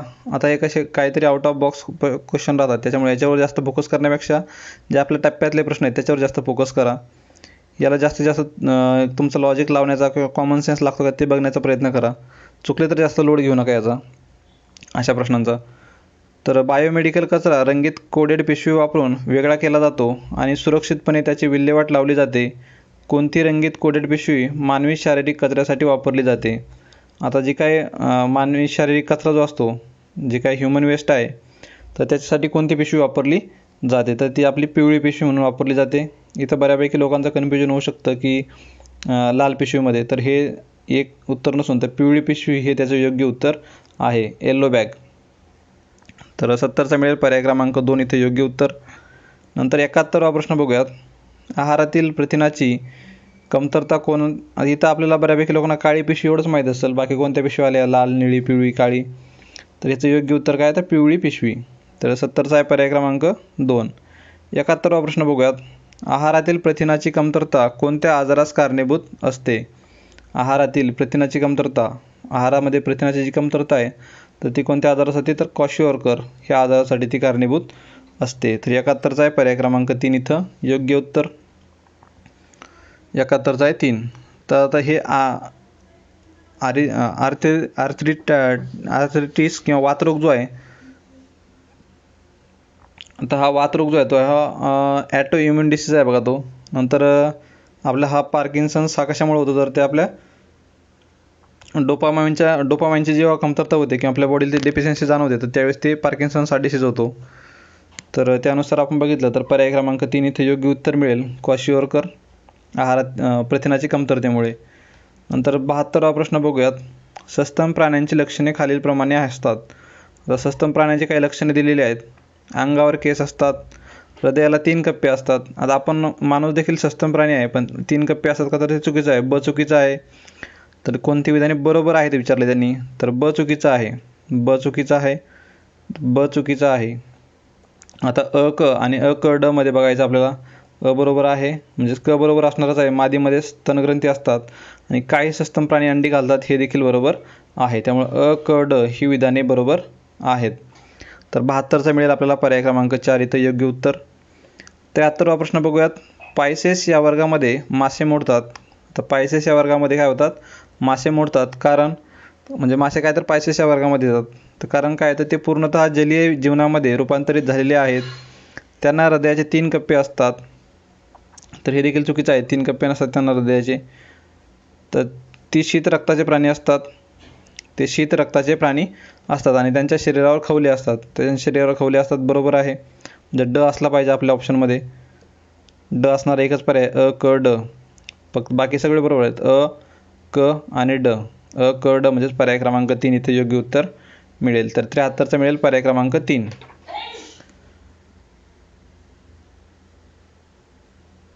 इथं त्यांचे दोन्ही ठिकाणी बघा कप्पे चुकवलेले आहेत त्यांनी. इथं 3 कप्पे दिले, इथं 4 कप्पे असणं गरजेचं होतं. आणि 73ला इथं 3 कप्पे दिले, तर इथं 2च कप्पे असणं गरजेचं होतं. तर पायसेस म्हणजेच मासे, तर त्यांच्याबद्दल अ क ड म्हणजेच पर्याय क्रमांक 3 मधील विधाने बरोबर आहेत. तर 73चा आहे 3. 74वा प्रश्न बघूयात आता. हायड्राच्या नेमॅटोब्लास्टमध्ये सापडणाऱ्या विषाचे नाव सांगा. हायड्राच्या नेमॅटोब्लास्टमध्ये आता विष आहे. विषावरून थोडंसं तुम्हाला एक शब्दामध्ये दिसून येईल बघा, हिप्नोटॉक्झिन. टॉक्झिक म्हणजे काय असतं, आपलं विष असतं. तर टॉक्झिन, हिप्नोटॉक्झिन हे त्याचं योग्य उत्तर आहे. तर हा निवड योगायोग असावा. बाकीचे देखील मे बी विष असतील ते, पण या नावामध्ये आलं त्यानुसार आपण एक कॉमन सेन्स लावला असता तर ते बरोबर लागणार होतं. तर 74चा मिळेल आपल्याला पर्याय क्रमांक 2 इथे योग्य उत्तर. नंतर पुढील प्रश्न बघूयात. ब्रॉन्झ हा खालील धातूचा मिश्र धातू आहे. आता हा देखील PYQ आहे बघा, हा आयोगानं ऑलरेडी विचारलेला आहे. कॉपर आणि टीन हे त्याचं योग्य उत्तर आहे. कॉपर आणि टीन. तर कॉपरचं प्रमाण किती, तर 80% आणि टीनचं प्रमाण किती, 20%. तर हे त्याचं योग्य उत्तर राहील. आता हे देखील तुम्ही तुमच्या नोटबुकमध्ये नोट करून ठेवा. हा PYQ आहे. जेवढे PYQ असेल तेवढे नोटच करून ठेवायचे. त्याच आपल्या नोट्स असतात. बाकीचा पुस्तकाचा भापट पसारा किंवा एखाद्या पुस्तकातून नोट्स बनवण्यापेक्षा तुम्ही जे काय तुमचे जुने क्वेश्चन पेपर आहेत, जुने PYQ आहेत, तर त्याच्यामधून तुमच्या नोट्स बनवा. त्या जास्त फायदेशीर आणि जास्त तुमच्या अप टू डेट किंवा मग ज्या एकदम तुमच्या पॉईंट टू नोट असतील त्या. बाकीच्या पुस्तकावर बेस करून तुम्ही नोट्स बनवण्यापेक्षा तुमच्या PYQला धरून तुम्ही नोट्स बनवा. त्या जास्त तुम्हाला फायदेशीर राहतील. तर कॉपर आणि टीन. आता कॉपर आणि झिंक ह्याच्यापासून काय तर ब्रास बनवलं जातं. हा देखील आयोगानं विचारलेला आहे प्रश्न. हे देखील तुम्हाला माहीत असणं गरजेचं आहे. तर 75चा आहे पर्याय क्रमांक 1 इथे योग्य उत्तर. 76वा प्रश्न बघूयात. रासायनिक उद्योगामध्ये झिओलाईटचा उपयोग डॅश डॅश म्हणून करतात. आता बरेचसे लोक म्हणतील आमच्या ह्याच्यातून कवर झालेला आहे तो, पण प्रश्न कवर झालेला आहे. पण एवढा भापट पसरा देतात आणि त्याच्यातली एखादा कुठला तरी एक पॉईंट एक्झाममध्ये येतो, तर आपण प्रत्येक ओळ ना ओळ आपण किंवा सेंटेन्स ना सेंटेन्स आपण लक्षात ठेवू शकत नाही. तिथं आपल्या एक्झाममध्ये काही सेन्स लागतो आहे का, कॉमन सेन्स असेल किंवा लॉजिक असेल, काही ट्रिक असेल आपली, तर ती बघणं गरजेचं होतं. आपल्याला बऱ्यापैकी बघितलं असलं आपण तर कॅटलिस्ट, तुम्ही मागचे PYQ बघा, कॅटलिस्टवर 1 ते 2 म्हणजे दरवर्षी किंवा अल्टरनेट इयरला एखादा प्रश्न विचारलेला जात आहे बघा कॅटलिस्टवर. तुम्ही सायन्सचे जुने PYQ बघितलेत, तुम्हाला त्याच्यातून एक अंदाज येईल. तर ह्याचं योग्य उत्तर काय आहे, तर झिओलाईटचा काय उपयोग होतो, तर ते कॅटलिस्ट म्हणून उपयोग होतो त्याचा. तर 76चा आहे पर्याय क्रमांक 1 इथं योग्य उत्तर. नंतर 77वा प्रश्न बघूयात. 100% अभिक्रिया आणि पुनर्प्राप्ती लक्षात घेऊन फॉर्मल्डिहाइडच्या 2 मोल पासून किती ग्रॅम हायड्रोजन मिळू शकेल. आता हा 2 ग्रॅम घ्यायचं सांगितलं त्यांनी. HCHO याचे 2 ग्राम घेतले आपण. आपल्याला तिथून काय हायड्रोजन मिळवायचं आहे. तर इथं आपल्याला किती 4 हायड्रोजन होतील. तर 4 हायड्रोजन म्हणजे दोन हायड्रोजनचे मॉलिक्यूल होतील आणि एका हायड्रोजनचं किती आपल्याला त्यांनी सांगितलं, तर 1 ग्राम आहे. तर आपल्याकडे 4 हायड्रोजन झाल्यामुळे किती होईल, तर 4 ग्रॅम होईल ते. तर 77चा मिळेल आपल्याला पर्याय क्रमांक 3 आणि इथं CO2 उत्सर्जन होईल त्याच्यामधून. तर 77चा मिळेल पर्याय क्रमांक 3 इथे योग्य उत्तर. 78वा प्रश्न बघूयात. खालील विधाने चूक की बरोबर ते सांगा. सोलार PV तंत्रज्ञानामध्ये सूर्यापासून उत्सर्जित ऊर्जेचे सरळ विद्युत ऊर्जेत रूपांतर होते. इंग्लिशमध्ये बघूयात. Solar PV technology. In solar PV technology, solar radiation energy is directly converted into electrical energy. सोलारची काय तर इलेक्ट्रिकल एनर्जीमध्ये डायरेक्ट कन्व्हर्जन होतं, बरोबर आहे. In solar thermal technology, solar radiation energy is converted to heat energy. Solar थर्मलमध्ये कशामध्ये convert होती, तर ती हीटमध्ये कन्वर्ट होती. तर हे देखील बरोबर आहे. तर इथे फोटोव्होल्टाईकमध्ये कशामध्ये, तर इलेक्ट्रिकल एनर्जीमध्ये कन्वर्ट होती. आणि थर्मलमध्ये कशामध्ये, तर हीटमध्ये कन्वर्ट होती. Biomass material contains nitrogen only. आता हे वनली पुन्हा आला बघा त्या व्हिडिओमध्ये MCQ सोडवण्याचं सायंटिफिक मेथड. त्याच्यामध्ये असे काही मी तुम्हाला कीवर्ड सांगितलेले आहेत, ते नेहमी लक्षात ठेवणे गरजेचं आहे. तर त्यातीलच हा एक पॉईंट आहे. तर ते फक्त नायट्रोजनच असेल का, तर ते चुकीचं आहे. म्हणजे 3 विधान चुकीचं आहे. म्हणजेच पहिलं दुसरं ट्रू आणि तिसरं फॉल्स पाहिजे आपल्याला. म्हणजे पर्याय क्रमांक 2मध्ये मिळते बघा ट्रू आणि फॉल्स. तर 78वा प्रश्न आहे, त्याचं उत्तर मिळेल आपल्याला पर्याय क्रमांक 2 योग्य उत्तर. नंतर 79वा प्रश्न बघूयात. दट्ट्या पुढे मागे हलवून द्रव असलेल्या सिलेंडरमध्ये कोणत्या प्रकारचे तरंग निर्माण होतात. इंग्लिशमध्ये बघूयात. What kind of waves are produced in a cylinder containing a liquid by moving its piston back and forth. आता बॅक अँड फोर्थ म्हणजे कोणती मोशन होती मग ही, तर आपली लॉन्जिट्युडिनल होती. अप अँड डाऊन म्हणलं तर आपली कोणती ती ट्रान्सव्हर्स वेव्ज होती, ट्रान्सव्हर्स. आणि बॅक अँड फोर्थ म्हणजे पुढे मागे आपली ही जी आहे तर ही कोणती होती, तर लॉन्जिट्युडिनल, बॅक अँड फोर्थ. तर 79 आहे पर्याय क्रमांक 1 इथं योग्य उत्तर. याचे उदाहरणं देखील आपल्याला विचारले जातात, लॉन्जिट्युडिनल आणि ट्रान्सव्हर्स वेव्स. याचे एक डायग्राम काढून तुमच्या नोटबुकमध्ये तुम्ही ते ॲड करून ठेवा. त्याचे उदाहरणं, त्याची डायग्राम कशी असते तर थोडंसं नेटवरून तुम्ही सर्च करून नोटबुकमध्ये ॲड करा. 79 नंतर 80वा प्रश्न बघूयात.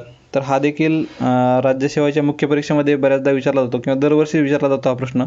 जी काय आपली व्हिजिबल लाईट आहे तर त्याची वेवलेंथ विचारली जाते बघा. आता हे नॅनोमीटरमध्ये दिली, कधी कधी मायक्रोमीटरमध्ये देखील विचारले जाते. 0.4 मायक्रोमीटर टू 0.7 मायक्रोमीटर, त्यानुसार देखील तुम्ही लक्षात ठेवा. तर विद्युत चुंबकीय वर्णपट्टामध्ये दृश्य प्रकाशाच्या तरंग लांबीची व्याप्ती किती असते, तर ती किती असते, तर 400 नॅनोमीटर ते 700 नॅनोमीटर. तर 80चा मिळेल पर्याय क्रमांक 4 इथं योग्य उत्तर. तर 80चा पर्याय क्रमांक 4 योग्य उत्तर. 81वा प्रश्न बघूयात. इथून पुढे आता गणित बुद्धिमत्ताचे प्रश्न सुरू होत आहेत. इथं सुरुवातीचे प्रश्न जर बघितले आपण गणित बुद्धिमत्ता, तर हा बऱ्यापैकी सगळ्या सेटमध्ये हा शेवटच्या 20 मार्कांसाठी किंवा 20 प्रश्नांसाठी हा गणित बुद्धिमत्ता ठेवलेला असतो. तर याच्यामध्ये सुरुवातीचे प्रश्न जे आहेत थोडेसे लेंदी प्रश्न दिलेले असतात. तर आयोगाचा एक प्रकारे ट्रॅप म्हणता येईल याला. आणि शेवटी एक 90च्या नंतरचे प्रश्न आहेत ते वन लायनर असतील की एकदम शॉर्टमध्ये तुम्हाला सुटण्यासारखे प्रश्न असतात. तर ते आपण ओळखणं गरजेचं आहे. तर अशा प्रश्नांना शक्यतो स्किप करा किंवा शेवटी सोडवण्याचा प्रयत्न करा, ज्याच्यामध्ये जास्त वेळ जाऊ शकतो आपल्याला. कारण सर्व प्रश्नांना हे सारखंच वेटेज आहे. तुम्ही 81वा सोडला 82वा सोडला तरी मार्क जेवढे भेटायचे तेवढेच भेटणार आहेत. तर त्यामुळं प्रश्न जी काही लेंथ आहे किंवा किती तो मोठा प्रश्न आहे त्याच्यावरून तुम्ही ठरवून घ्या की हा प्रश्न कोणत्या वेळेला सोडवायचा आहे.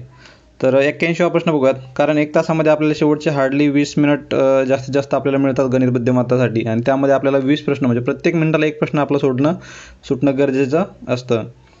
तर बघूयात 81वा प्रश्न. त्याच्यामध्ये काय करायचं, शक्यतो ऑप्शनमधून जायचं. ऑप्शनमधून गेल्यानंतर तुम्हाला हा लवकर सुटू शकतो. तर 81वा प्रश्न काय सांगत आहे, तर स्थानक ए पासून काही प्रवाशांसह एक रेल्वेगाडी सुटते. आता स्थानक ए घेऊयात आपण. स्थानक ए पासून एक रेल्वेगाडी सुटते काही प्रवाशांसह घेऊन, आणि ती बी स्थानकावर 50% प्रवासी उतरतात. तिथं बी या स्थानकावर जाते आणि तिथं 50% प्रवासी काय त्या गाडीमधून उतरतात, 50%. तर उतरतात व 25 नवीन चढतात. तर त्याच्यामध्ये काय तर 25 ॲड होतात. इथं 25 उतरतात म्हणजे 50% उतरतात, म्हणजेच काय तर 50% शिल्लक राहणार आहेत. तर 50%मध्ये काय अजून 25 नवीन ॲड होणार आहेत. तर सी स्थानकावर रेल्वेगाडीत उपस्थित असलेल्यांपैकी 40% प्रवासी उतरतात. आता पुन्हा सी स्थानकावर जाते गाडी ती आणि 40% प्रवासी उतरतात. आता 40% उतरतात म्हणजे याच्या काय तर 40% उतरतात म्हणजे शिल्लक किती राहणार आहेत, तर गाडीमध्ये तर ती 60% एवढी शिल्लक राहणार आहेत, 60%. आणि तिथं पुन्हा काय तर 40 हे नवीन प्रवासी चढतात. आता रेल्वेगाडीत उपस्थित प्रवाशांची संख्या, आता रेल्वेगाडीत म्हणजे काय तर सी स्थानकावर किती विचारली त्यांनी, सी स्थानकावर रेल्वेगाडीत उपस्थित प्रवाशांची संख्या स्थानक ए वर चढलेल्या प्रवाशांच्या 40% इतकी आहे. म्हणजे हा जो असणार आहे, तर इथं एक समजला आपण, तर ए वर जेवढे प्रवासी चढले तर ते 40% संख्या इथे येणं गरजेचं आहे. तर किती प्रवासी स्थानक बी वर उतरले, अगोदर आपल्याला एक्सची किंमत मिळाली म्हणजे एमध्ये किती चढले होते ए स्थानकावर, तर त्याच्या अर्ध ह्याच्यावर उतरतात, बी स्थानकावर उतरतात, त्यानुसार आपल्याला ते उत्तर मिळणार आहे. तर आपण ऑप्शननुसार जर गेलो तर शक्यतो एक मधली संख्या जी ऑप्शनमध्ये दिलेली असेल ती घेण्याचा प्रयत्न करायचा चेक करण्यासाठी. ऑप्शन थ्रू जर गेलो आपण तर त्यानुसार जर बघूयात आपण कोणता पर्याय योग्य मिळतं आहे. आता बघूयात.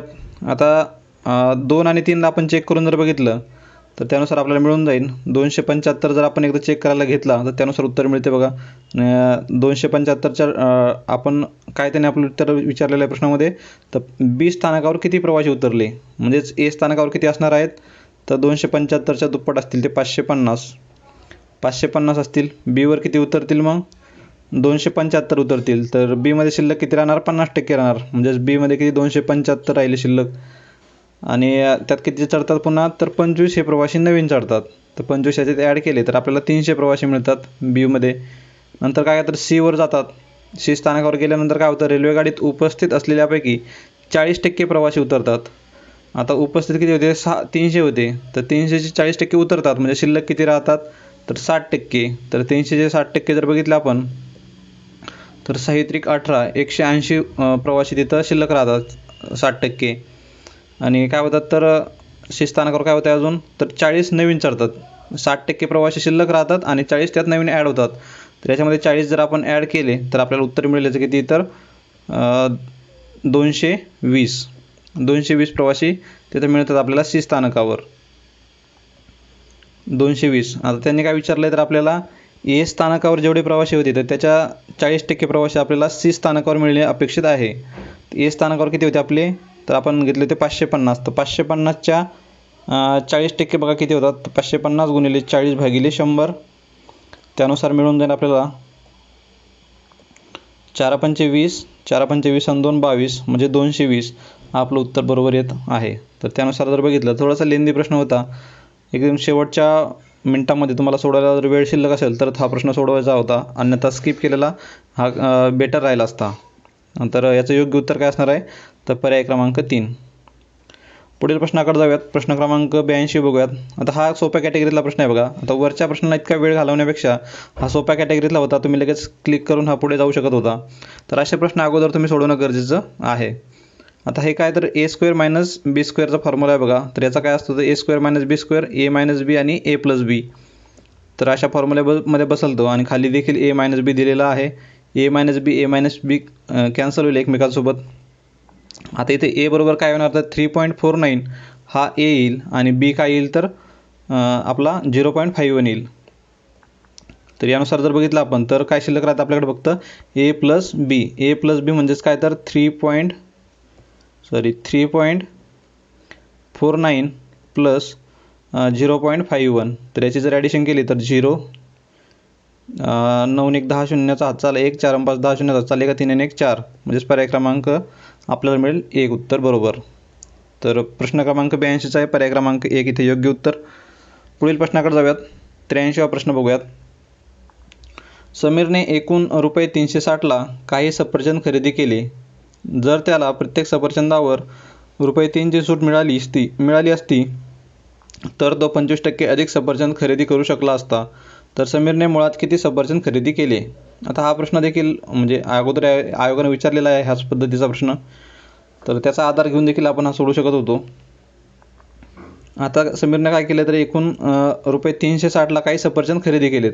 360ला काही सफरचंद खरेदी केलेत. इथे देखील आपल्याला ऑप्शनवरून जायचं आहे बघा मित्रांनो. तर आपण एक ऑप्शनवरून जर जायचं ठरवलं तरी आपण समजा 24 पासून सुरुवात करूयात. अगोदर त्यांनी काय केलं तर समीरने मुळात किती सफरचंद खरेदी केले असा प्रश्न विचारलेला आहे. तर सुरुवातीला त्यांनी 24 सफरचंद खरेदी केले. तर मग 360/24 जर घेतलं तर आपल्याला एका सफरचंदची किंमत मिळून जाईल 360/24. 360/24 तर ह्याचा उत्तर येईल बघा 12×36 आणि 15. म्हणजे एक सफरचंद कितीला पडला तो 15 रुपयांना पडला. त्याला एक सफरचंद 15 रुपयांना पडला. जर त्याला प्रत्येक सफरचंदावर 3 रुपयाची सूट दिली तर प्रत्येक सफरचंदावर 3 रुपयाची सूट म्हणजे किती रुपयाला पडला असतो तो तर 15 - 3 म्हणजेच किती होईल तो 12 रुपयांना एक सफरचंद मिळेल. तर 12 रुपयाला एक सफरचंद मिळेल त्याला तो. जर त्याला 12 रुपयाला एक सफरचंद मिळाला असता तर तो 25% अधिक सफरचंद खरेदी करू शकला असता. तर हा 12 रुपयाला एक मिळत आहे, तर 360 भागिले 12 म्हणजे 360 मध्ये तो किती सफरचंद खरेदी करू शकला असता. मग 12 रुपयाला जर एक सफरचंद मिळाला असतं तर 12 त्रिक 36 आणि 12 शून्य शून्य तर 30 सफरचंद तो खरेदी करू शकला असता. म्हणजेच किती, आता 24चे आपल्याला 25% काढणं गरजेचं आहे. तर आपल्याला 30 हे त्याचं योग्य उत्तर मिळेल. 24 गुणिले 25 भागिले 100, 25 चोक 100 आणि 4 सक 24 म्हणजे 6 सफरचंद याच्यामध्ये ॲड होऊन किती होणार आहे, तर ते 30 होणार आहेत. त्यानुसार पर्याय क्रमांक 1 इथं योग्य उत्तर राहील. तर 83चा आहे पर्याय क्रमांक 1 योग्य उत्तर. नंतर 84वा प्रश्न बघूयात. 150 व 500 या संख्यामधील किती संख्यांना 11ने भाग जातो. हा देखील आयोगाचा PYQ आहे बघा. याच्या अगोदर आयोगाने विचारलेला आहे सेम प्रश्न, फक्त इथं संख्या बदललेल्या आहेत. इथं सोपी दुसरा फॉर्म्युला वगैरे लक्षात ठेवण्यापेक्षा एक सोपी ट्रिक लक्षात ठेवा. आपल्याला त्यांनी जर 500 पर्यंत विचारलं असतं तर आपण सरळ काय 500ला भाग घालायचा 11नं, तर त्या मिळून जातील किती, तर 11 5 55 नको, 11 चोक 44 घ्या, राहिले किती, तर 6 शिल्लक राहिले, 11 5 55 तर किती होतील 45 संख्या आपल्याला सरळ सरळ मिळालं असतं. त्यांनी 1 ते 500 असा जर प्रश्न असता, 1 ते 500 या संख्यामधील किती संख्यांना 11ने भाग जातो, तर सरळ 45 संख्या मिळाल्या असत्या. पण आपल्याला 150 पासून पुढे विचारलं आहे, त्यामुळे 150च्या अगोदर किती संख्या आहेत 11ने भाग जाणाऱ्या त्या आपण मायनस करूयात 45 मधून, तर आपल्याला त्याचं उत्तर मिळून जाईल. तर 150च्या अगोदर किती संख्या आहेत ज्याला 11ने निशेष भाग जातो, तर त्या बघितल्या आपण तर 11 1 11 आणि उरले 4, 11 त्रिक 33, तर 13 संख्या आहेत तशा 150च्या अगोदर. तर 45 - 13 करा, तर 5 3 गेले खाली उरले 2 आणि 4 1 गेला खाली उरला 3. तर अशा 32 संख्या आहेत ते 150 ते 500 दरम्यान ज्यांना 11ने भाग जातो. तर 32 म्हणजेच पर्याय क्रमांक आपल्याला मिळेल 2. तर 84चा आहे पर्याय क्रमांक 2. नंतर 85वा प्रश्न बघूयात. तर 85वा प्रश्न बघूयात आता काय सांगत आहे 85व्या प्रश्नामध्ये. तर इथं काहीतरी पाय चार्ट दिलेला आहे त्याने, वर्तुळ दिलेलं आहे, त्याच्यामध्ये काही खर्च केलेला आहे त्यांनी. प्रश्न बघूयात. जर एका कुटुंबाचे मासिक उत्पन्न रुपये 40,000 असेल तर त्या कुटुंबाचे घर भाडे, किराणा माल व प्रवासावर एकूण किती खर्च केला, हे खालील वर्तुळाकृतीचे अवलोकन करून काढायचे आहे आपल्याला. कशावर, घर भाडे, किराणा माल आणि प्रवास याच्यावरती. किराणा आहे, घर भाडे आहे आणि प्रवास. याचे जर आपल्याला सर्वांना माहिती आहे याची सर्वांची बेरीज किती असते, तर ती 360 असते. 360 पैकी किती खर्च केला त्यांनी, किराणा मालावर किती 90, किराणा माल 90, घरभाडे 110 म्हणजे 200 आणि प्रवासावर 70 म्हणजेच काय 270. 270 गुणिले एकूण खर्च किती त्यांचा, आता 40,000 पैकी किती खर्च केला आपल्याला त्यांना काढायचं आहे. तर 270 भागिले 360 गुणिले 40,000, तर 0ला 0 कॅन्सल केला, 9 भाग जातो बघा, 9 चोक 36 आणि 9 त्रिक 27, 4 10 40 आणि 10,000 येईल याचं उत्तर. 10,000 गुणिले 30 म्हणजेच काय, तर 30,000. 30,000 शॉर्टमध्ये फास्टमध्ये सुटण्यासारखा प्रश्न होता, लगेच सोडून पुढे जायचं आपल्याला. पर्याय क्रमांक 2 याचं योग्य उत्तर राहील. तर 85चा आहे पर्याय क्रमांक 2. जे सोपे सुटण्यासारखे प्रश्न मित्रांनो त्यांना अगोदर कव्हर करत चला. आपण सुरुवातीचा 81वा प्रश्न जर बघितला, हा थोडासा लेंदी होता, याला तुम्ही सगळ्यात शेवटी ठेवायचं होतं. पण हे खालचे जे आहेत हे शुअर शॉर्ट येणारे आहेत, आपल्याला शॉर्टमध्ये 1 मिनिटाच्या आत सुटण्यासारखे प्रश्न आहेत, तर यांना अगोदर कव्हर करत चला. नंतर 87वा प्रश्न बघूयात. अ ने ब ला एक वस्तू 10% नफ्याने विकली. अ ने ब ला काय केली, एक वस्तू 10% नफ्याने विकली. आता इमॅजिन करूयात, अ ने ब ला काय केली, एक वस्तू 10% नफ्याने विकली. ब ने तीच वस्तू परत अ ला 10% तोट्याने विकली. तर या व्यवहारामध्ये काय झालं, तर आपला एक सोपा फॉर्म्युला आहे बघा, x स्क्वेअर बाय 100 म्हणजे तेवढाच नफा आणि तेवढाच तोटा झाला तर आपल्याला हे समजून येतं. तर याचं 100 भागिले 100 असं केलं तर काय, अशा व्यवहारामध्ये नेहमी तोटाच होतो. तर याचं 1% तोटा आला असतं, पण आयोगानं तसं उत्तर दिलेलं नाही पर्यायामध्ये. तर थोडासा वेगळ्या अँगलनं हा प्रश्न विचारलेला आहे, तर त्या पद्धतीने त्याला बघूयात आपण आता.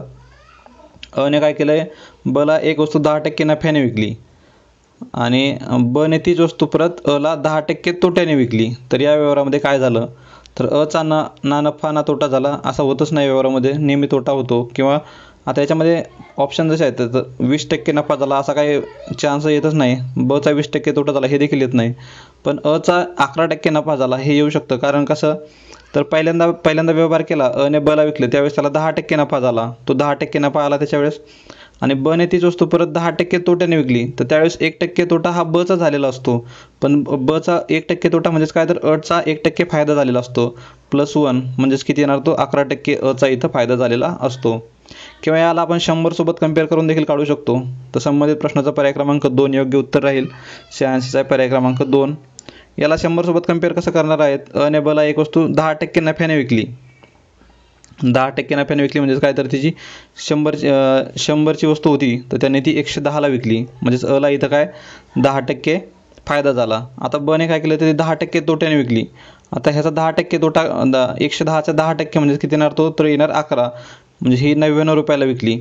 तर इथं काय जाणार मग, बला किती फायदा झाला, तर पहिल्या व्यवहारात 10% फायदा झाला आणि दुसऱ्या व्यवहारात देखील त्याला 1% फायदा झालेला आहे. 100ची वस्तू त्याला 99 रुपयाला मिळाली तर तिथे देखील 1% फायदा म्हणजेच 10 + 1 असे 11% अचा इथं फायदा झालेला आहे. तर 86चा मिळेल आपल्याला पर्याय क्रमांक 2 योग्य उत्तर. नंतर 87वा प्रश्न बघूयात.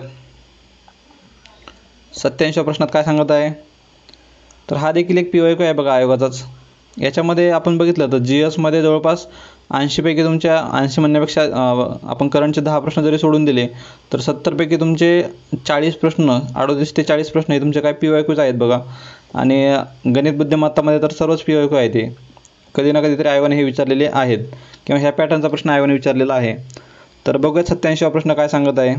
18 मीटर लांब व 12 मीटर रुंद असलेली जागा व्यापण्यासाठी 30 सेंटीमीटर बाजू असलेल्या चौरसाकृती किती फरशा लागतील. आता काय 18 मीटर लांब आणि 12 मीटर रुंद, तर याचं काय बघा, आता एकदा मीटरमध्ये दिलेलं आहे आणि फरशांची जी काही बाजू आहे ती सेंटीमीटरमध्ये दिलेली आहे. त्यामुळे आपण याला काय करूयात, सर्वांनाच सेंटीमीटरमध्ये कन्वर्ट करून घेऊयात.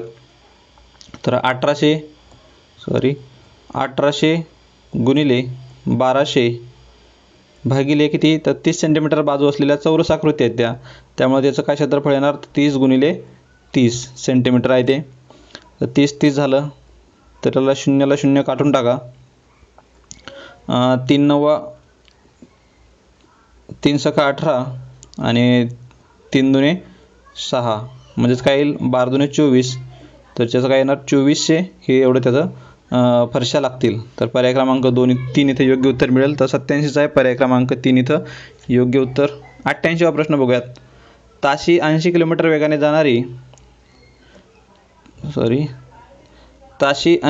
वेगाने जाणारी 700 मीटर लांबीची एक आगगाडी एक प्लॅटफॉर्म 72 सेकंदात ओलांडते तर प्लॅटफॉर्मची लांबी किती. तर सोप्या कॅटेगरीतला प्रश्न आहे बघा. Distance equals to speed into time. तर त्यानुसार काढूयात. डिस्टन्स किती दिलेलं आहे आपल्याला, तर डिस्टन्स या ठिकाणी काय येत असतं बाबा, रेल्वेचं उदाहरण असेल तर रेल्वेची लांबी अधिक प्लॅटफॉर्मची लांबी. तर तिथं काय येणार मग आपल्याला, इथं बघा तर 700 मीटर लांबीची एक आगगाडी आहे तर हे 700 मीटर येणार अधिक प्लॅटफॉर्मची लांबी आपण x मानूयात, एवढं डिस्टन्स होणार. तर ती किती वेळात ओलांडते, तर 72 सेकंदात ओलांडते. आणि गाडीचा वेग किती दिला आहे, तर स्पीड 80 किलोमीटर प्रति तास दिला त्यांनी. तर 80ला आपल्याला काय करायचं मग मिनिट प्रति सेकंदमध्ये कन्वर्ट करायचं आहे. तर 5/18 होईल, 18 चोक 72 होईल, 4×5 20. तर बघूया त्याचं 700 अधिक x बरोबर किती होणार, तर हे 4×5 20 आणि 8 दुणे 16, 4×5 20 गुणिले 80 होणार. तर याला मायनसमध्ये येणार काय, तर 8 दुणे 16, 1600 मायनस 700. तर 1600 - 700 ते किती येईल, तर त्याचं उत्तर येईल 900. तर ते उत्तर असणार आहे आपल्या प्लॅटफॉर्मची लांबी. तर 88चा मिळेल आपल्याला पर्याय क्रमांक 2 इथे योग्य उत्तर. नंतर 89वा प्रश्न बघूयात. 89व्या प्रश्नामध्ये काय सांगत आहे. भूषण एक काम 80 दिवसात पूर्ण करतो, परंतु 10 दिवस काम केल्यानंतर भूषण निघून गेला व उर्वरित काम नीरजने 35 दिवसात पूर्ण केले, तर एकटा नीरज तेच काम किती दिवसात पूर्ण करेल. हा पुन्हा एकदा सोप्या कॅटेगरीतला प्रश्न आहे बघा. याला बघूयात पुन्हा. आता भूषण एक काम किती दिवसात करतोय, तर 80 दिवसात करतोय. भूषण एक काम 80 दिवसात करत आहे. म्हणजे जे 1 दिवसाचं काम किती असणार आहे तर 1/80 आणि त्याने काम किती दिवस केलं आहे 10 दिवस काम केलं म्हणजे 10 दिवसाचं काम किती होणार त्याला गुणिले 10 म्हणजेच 10/80 काम त्यांनी केलेलं आहे. 10/80 म्हणजेच किती तर 1/8 काम त्यांनी केलेलं आहे. तर शिल्लक काम किती राहत आहे तर उर्वरित काम नीरजला करण्यासाठी तर 1/8 काम ऑलरेडी झालं आहे. 1/8 तर किती राहील शिल्लक काम तर 7/8 एवढं काम शिल्लक राहणार आहे. कारण 8 काम होतं त्याच्यापैकी 1 काम झालेलं आहे. तर 8 मग किती काम शिल्लक राहिले तर 7/8 म्हणजे 7/8 एवढं काम नीरजला करायचं आहे. तर 7/8 एवढं काम नीरज किती दिवसात पूर्ण करतो कारण राहिलेलं काम म्हणजे उर्वरित काम नीरजने 35 दिवसात पूर्ण केले. तर 7/8 काम तो किती दिवसात पूर्ण करतो नीरज तर 35 दिवसात पूर्ण करत आहे. तर एकटा नीरज तेच काम किती दिवसात पूर्ण करेल तर 7/8 काम तो 35 दिवसात करत आहे. पण पूर्ण काम जर त्याला करायला सांगितलं आपण म्हणजेच जे काय आपलं पूर्ण एक काम असेल 8/8 काम पूर्ण असेल तर ते काम किती दिवसात करेल असा प्रश्न आहे त्यांचं. आता याला एक हे आहे बघा 7/8 काम तो किती 35 दिवसात करतो तर एक काम तो किती दिवसात करेल तर x दिवसात करेल. याला तिरकस गुणाकार करा तर x बरोबर मिळून जाईल तुम्हाला 35 गुणिले 8/7 तर 7×5 35 आणि 5×8 40 तर पर्याय क्रमांक 4 इथं योग्य उत्तर मिळेल. तर 89चा आहे पर्याय क्रमांक 4 योग्य उत्तर. नंतर 90वा प्रश्न बघूयात. 5 वर्षापूर्वी रेखा व नेहाचे सरासरी वय 34 वर्षे होते. आज रेखा नेहा आणि नीरज अगोदर कोणाला दिलं रेखा आणि नेहाचे सरासरी वय किती होतं 34 वर्ष होतं. तर आज रेखा नेहा आणि नीरज यांचे सरासरी वय 33 वर्ष आहे. आजचं वय दिलं त्यांचे 33 वर्ष आहे. तर 10 वर्षानंतर नीरजचे वय किती तर आजचे सर्वांचे वय काढून घेऊयात आपण त्यानुसार आपल्याला नीरजचे वय 10 वर्षानंतर काढण्यासाठी सोपं होईल. तर 5 वर्षापूर्वी रेखा आणि नेहाचे सरासरी वय किती होतं तर 34 वर्ष होतं. आता 5 वर्षापूर्वीच 34 वर्ष होतं तर 34 गुणिले 2 म्हणजे त्यांची 5 वर्षापूर्वीचं वय मिळून जाईल त्याला आपल्याला म्हणजेच किती होणार ते 68 वर्ष होईल. आणि 68 मध्ये आपल्याला काय तर आता 5-5 वर्षांना दोघींचं वय वाढणार आहे. तर 68 अधिक 10 म्हणजेच किती होणार ते 78 त्यांचं आजचं वय होणार. आणि रेखा नेहा व नीरज यांचे सरासरी आजचं वय किती आहे 33 वर्ष आहे. तर 33 गुणिले 3 म्हणजेच 99 होणार.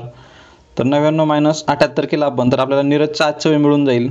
तर 9तून 8 गेला 1 आणि 9तून 7 गेले 2 21 वर्ष हे नीरजचं आजचं वय आहे. त्यांनी काय विचारले आपल्याला तर 10 वर्षानंतर नीरजचं वय किती असेल तर 21 अधिक 10 म्हणजेच किती तर 31 वर्ष हे नीरजचं 10 वर्षानंतरचं वय असणार आहे. तर 90चा मिळेल पर्याय क्रमांक 1 इथं योग्य उत्तर. नंतर 91वा प्रश्न बघूयात. 6 मजूर 4 दिवसात 9,600 विटा बनवितात तर 18 मजूर 2 दिवसात किती विटा बनवतील. MDH मसाले MDH इथं आवर्स काय दिलेलं नाही तरी आपण MD घेऊयात फक्त. MD भागिले वर्क म्हणजे 1 M1 D1 भागिले W1 म्हणजे वर्क आहे ते.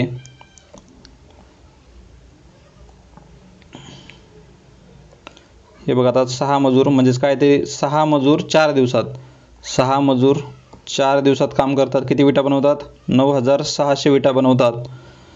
तर 18 मजूर 2 दिवसात किती विटा बनवतील असा प्रश्न आहे. तिरकस गुणाकार करून घेऊयात. 6 गुणिले 4 गुणिले x बरोबर 18 गुणिले 2 गुणिले 9,600. याला आपण पुन्हा हे डिव्हिजनमध्ये घालायला 6 गुणिले 4 तर x ची किंमत किती मिळेल आपल्याला 18 आणि 18 नंतर 4 न भाग घालायला 4 दुने 8 4 चौक 16 0 0 तर काय येईल 3 गुणिले 2 गुणिले 2400 मग 3 दुने 6 किंवा 2400 दुने 4800 गुणिले 3 4800 गुणिले 3 तर याचं उत्तर मिळेल आपल्याला 0 0 8 त्रिक 24 आणि 3 चौक 12 13 14 14,400 म्हणजेच पर्याय क्रमांक 4 योग्य उत्तर मिळेल 14,400. तर 18 मजूर 2 दिवसात किती विटा बनवतील तर 14,400 एवढा विटा बनवतील. तर पर्याय क्रमांक 4 इथे योग्य उत्तर मिळेल. नंतर 92वा प्रश्न बघूयात. 54 किलोमीटर प्रति तास वेगाने धावणारी ट्रेन 9 सेकंदात एक टेलिग्राफ पोल ओलांडते. ट्रेनची लांबी शोधा. 54 किलोमीटर प्रति तास वेगाने धावणारी ट्रेन आहे 9 सेकंदात एक टेलिग्राफ पोल ओलांडते. तर 54 किलोमीटर प्रति तास तर बघूयात इथं आता 54 किलोमीटर प्रति तास वेगाने धावणारी एक रेल्वे एक ट्रेन आहे 9 सेकंदात एक टेलिग्राफ लाईन ती एक टेलिग्राफ पोल ओलांडते. तर ट्रेनची लांबी शोधा. तर आपल्याला काय झालं, distance equals to speed into time होणार. डिस्टन्स किती दिलं आहे आपल्याला त्यांनी, तर तेच काढायचं आहे आपल्याला. तर स्पीड तर दिलेलं आहे आपल्याला, स्पीड किती आहे तर 54 आहे. 54 हे किलोमीटर प्रति तास दिलेलं आहे. तर याला आपण मीटर प्रति सेकंदमध्ये करूयात. तर 5/18 गुणिले टाईम किती दिला आहे तर 9 सेकंद. 9 सेकंद. तर 18 त्रिक 54, 5 त्रिक 15 गुणिले 9 म्हणजेच किती येणार ते 15 9 135. पर्याय क्रमांक किती आहे 135 मध्ये तर पर्याय क्रमांक 3. तर 92चं मिळेल आपल्याला पर्याय क्रमांक 3 इथे योग्य उत्तर. पुढील प्रश्नाकडे जाऊयात. 93वा प्रश्न. खालील संख्या श्रेणीतील क्रमाने येणारी संख्या कोणती. संख्या श्रेणी दिलेली आहे आणि त्याची क्रमाने येणारी संख्या विचारली आहे त्यांनी. तर 3 आणि 6 मध्ये जर फरक बघितला आपण तर 3 आणि 6 मध्ये 3चा फरक आहे बघा 3. नंतर 6 आणि 11 मध्ये कितीचा 5चा फरक आहे. 6 आणि 5 11. 11 आणि 18 मध्ये 7चा फरक आहे म्हणजे ऑड नंबर येत आहेत. तर 18 अधिक 9 जर केला आपण तर इथं 27 उत्तर म्हणजेच पर्याय क्रमांक 4 हे त्याचं योग्य उत्तर राहील. तर 93चा आहे पर्याय क्रमांक 4. 94वा प्रश्न बघूयात. अमर त्याच्या घरापासून पश्चिमेकडील शाळेकडे 4 किलोमीटर चालत गेला. आता बघूयात. अमर त्याच्या घरापासून पश्चिमेकडील शाळेकडे, त्याच्या घरापासून पश्चिमेकडे म्हणजे कोणती तर ही पश्चिमेकडे शाळेकडे 4 किलोमीटर चालत गेला आणि तेथून 2 किलोमीटर उत्तरेकडे बँकेत गेला. तेथून 2 किलोमीटर उत्तरेकडे तो बँकेत गेला. बँकेतून पैसे घेतल्यानंतर अमर पूर्वेकडे 4 किलोमीटर चालत गेला. तर पूर्व ही इकडे येईल पूर्व. तर पूर्वेकडे 4 किलोमीटर चालत गेला. अंतरावरच्या भरतच्या घरी गेला. तर तो आणि त्याचे घर यामधील अंतर किती. तर हे 4 आहे, हे 4 आहे. त्याचं किती अंतर असणार आहे मग हे 2 किलोमीटर अंतर असणार आहे. तर 2 किलोमीटर म्हणजेच पर्याय क्रमांक 3 योग्य उत्तर राहील. तर 94चं मिळेल आपल्याला पर्याय क्रमांक 3. सोप्या कॅटेगरीतला प्रश्न एकदमच. तर 94चा आहे पर्याय क्रमांक 3. 95वा प्रश्न बघूयात. पुढील विधाने वाचून योग्य निष्कर्ष काढा. सर्व मोगरा शेवंती आहेत. सर्व मोगरा शेवंती आहेत. पुन्हा बघूयात. सर्व मोगरा शेवंती आहेत. मोगरा आहेत. हे सर्वच मोगरा काय आहेत तर हे शेवंती आहेत. ही शेवंती झाली. सर्व मोगरा शेवंती आहेत. सर्व शेवंती फुले आहेत. सर्व शेवंती काय आहेत फुले आहेत. तर निष्कर्ष काय सांगतात सर्व फुले मोगरा आहेत. सर्व फुले मोगरा आहेत का तर बिलकुल नाही. इथं काही एखादा फुल जर असेल तर ते मोगरा आहे का नाही. त्यानुसार अ निष्कर्ष चुकीचा ठरतो. ब निष्कर्ष काय सांगत आहे तर सर्व फुले शेवंती आहेत. सर्व फुले शेवंती आहेत. तर हे देखील चुकीचं आहे. इथलं एखादा फुल शेवंती असणार आहे का तर बिलकुल नाही. तर ब देखील चुकीचा आहे. म्हणजे निष्कर्ष अ व ब दोन्ही बरोबर दोन्ही चुकीचे आहेत. म्हणजेच पर्याय क्रमांक 4. तर 95चं मिळेल पर्याय क्रमांक 4. 96वा प्रश्न बघूयात. शेजारील आकृतीत किती त्रिकोण आहेत. शेजारील आकृतीत किती त्रिकोण आहेत तर हा देखील PYQ आहे बघा आयोगाचा. तर याच्यामध्ये आपण जर काढलं तर एक बॉक्स याचा बाजूला काढून घेतला आपण तर त्यानुसार आपल्याला जेवढे त्रिकोण आहेत 1 2 3 4 5 6 तर याच्यामध्ये 6 झाले. 6 आणि आपल्याला माहिती आहे जेवढ्या आडव्या रेषा असतात तर तेवढे आपण त्याला गुणवतो. तर 6 गुणिले 2 होतील याला. कारण वर एक अर्धा टप्पा तयार होतो आणि खाली देखील त्याच प्रकारचा दुसरा एक त्रिकोण तयार होतो. तर 6 दुने 12 म्हणजे असं एका बॉक्समध्ये 12 होतात. 12 चौक असे 4 बघा 4 दिलेले आहेत. तर 12 चौक 48 होईल. हे 48 झाले छोट्या छोट्यामध्ये. 48 तसं बघितलं आपण तर एकही पर्याय 48 मध्ये दिसत नाही. फक्त एकच हा पर्याय 48च्या वर दिसत आहे. याच्यामध्ये देखील आपण आता पुन्हा अजून जर बघितलं आकृतीमध्ये तर हा बघा मोठा 2 ह्याला मिळून एक त्रिकोण तयार होत आहे. उलटा एक आणि सुईचा एक पुन्हा सेम पॅटर्न त्याच ह्यानं तयार होत आहे. तर 48चा पुढचा एकच पर्याय आपल्याकडे शिल्लक राहतो तो होतो 60 म्हणजे पर्याय क्रमांक 2. तर त्यानुसार 96चं मिळेल पर्याय क्रमांक 2 इथे योग्य उत्तर.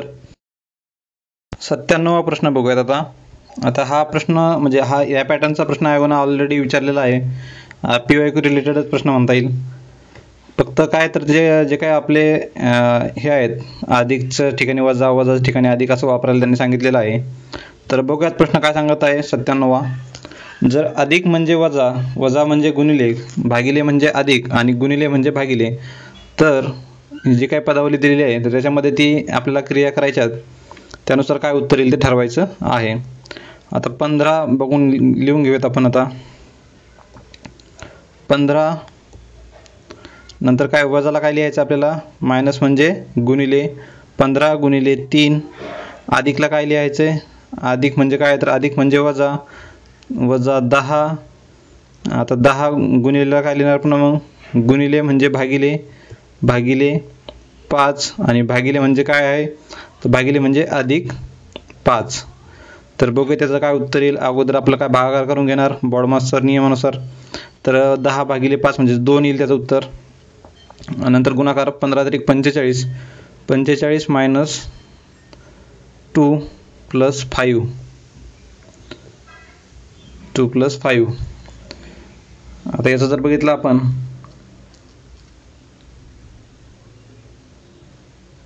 पंचेचाळीस आणि ह्याचं जर बघितलं 45 अधिक 5, 45 आणि 5 किती होणार आहे, तर ते 50 होतील. 50 मायनस 2 म्हणजेच किती होतील, तर ते आपले होतील 48.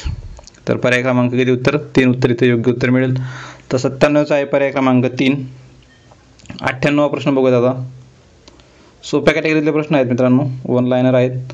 जर एका सांकेतिक भाषेत ब्रेक थ्रू हे या प्रकारे लिहिले जाते, तर त्या सांकेतिक भाषेत डिस्ट्रीब्युशन हे कसे लिहाल. इथं जर आपण एक ट्रेंड समजून घेतला बघा, याची सुरुवात कशी झाली ब्रेक थ्रूची, तर पहिले BR सोडून दिले, नंतर EA घेतलं बघा, EA. त्याच पद्धतीने काय आपल्याला करायचं, DI सोडून द्यायचं आणि ST अगोदर घ्यायचं आहे. तर ST असणारा पर्याय बघा कुठे, इथं नाही आहे, इथं पण नाही, इथं पण नाही, एकच पर्याय मिळतो आपल्याला ST. असा एक क्लिक मिळाला की लगेच तो ऑप्शन क्लिक करून लगेच पुढे जायचं आपल्याला, पूर्ण चेक करत बसण्यापेक्षा. तर या संबंधित प्रश्नाचा पर्याय क्रमांक हे 3 योग्य उत्तर असणार आहे.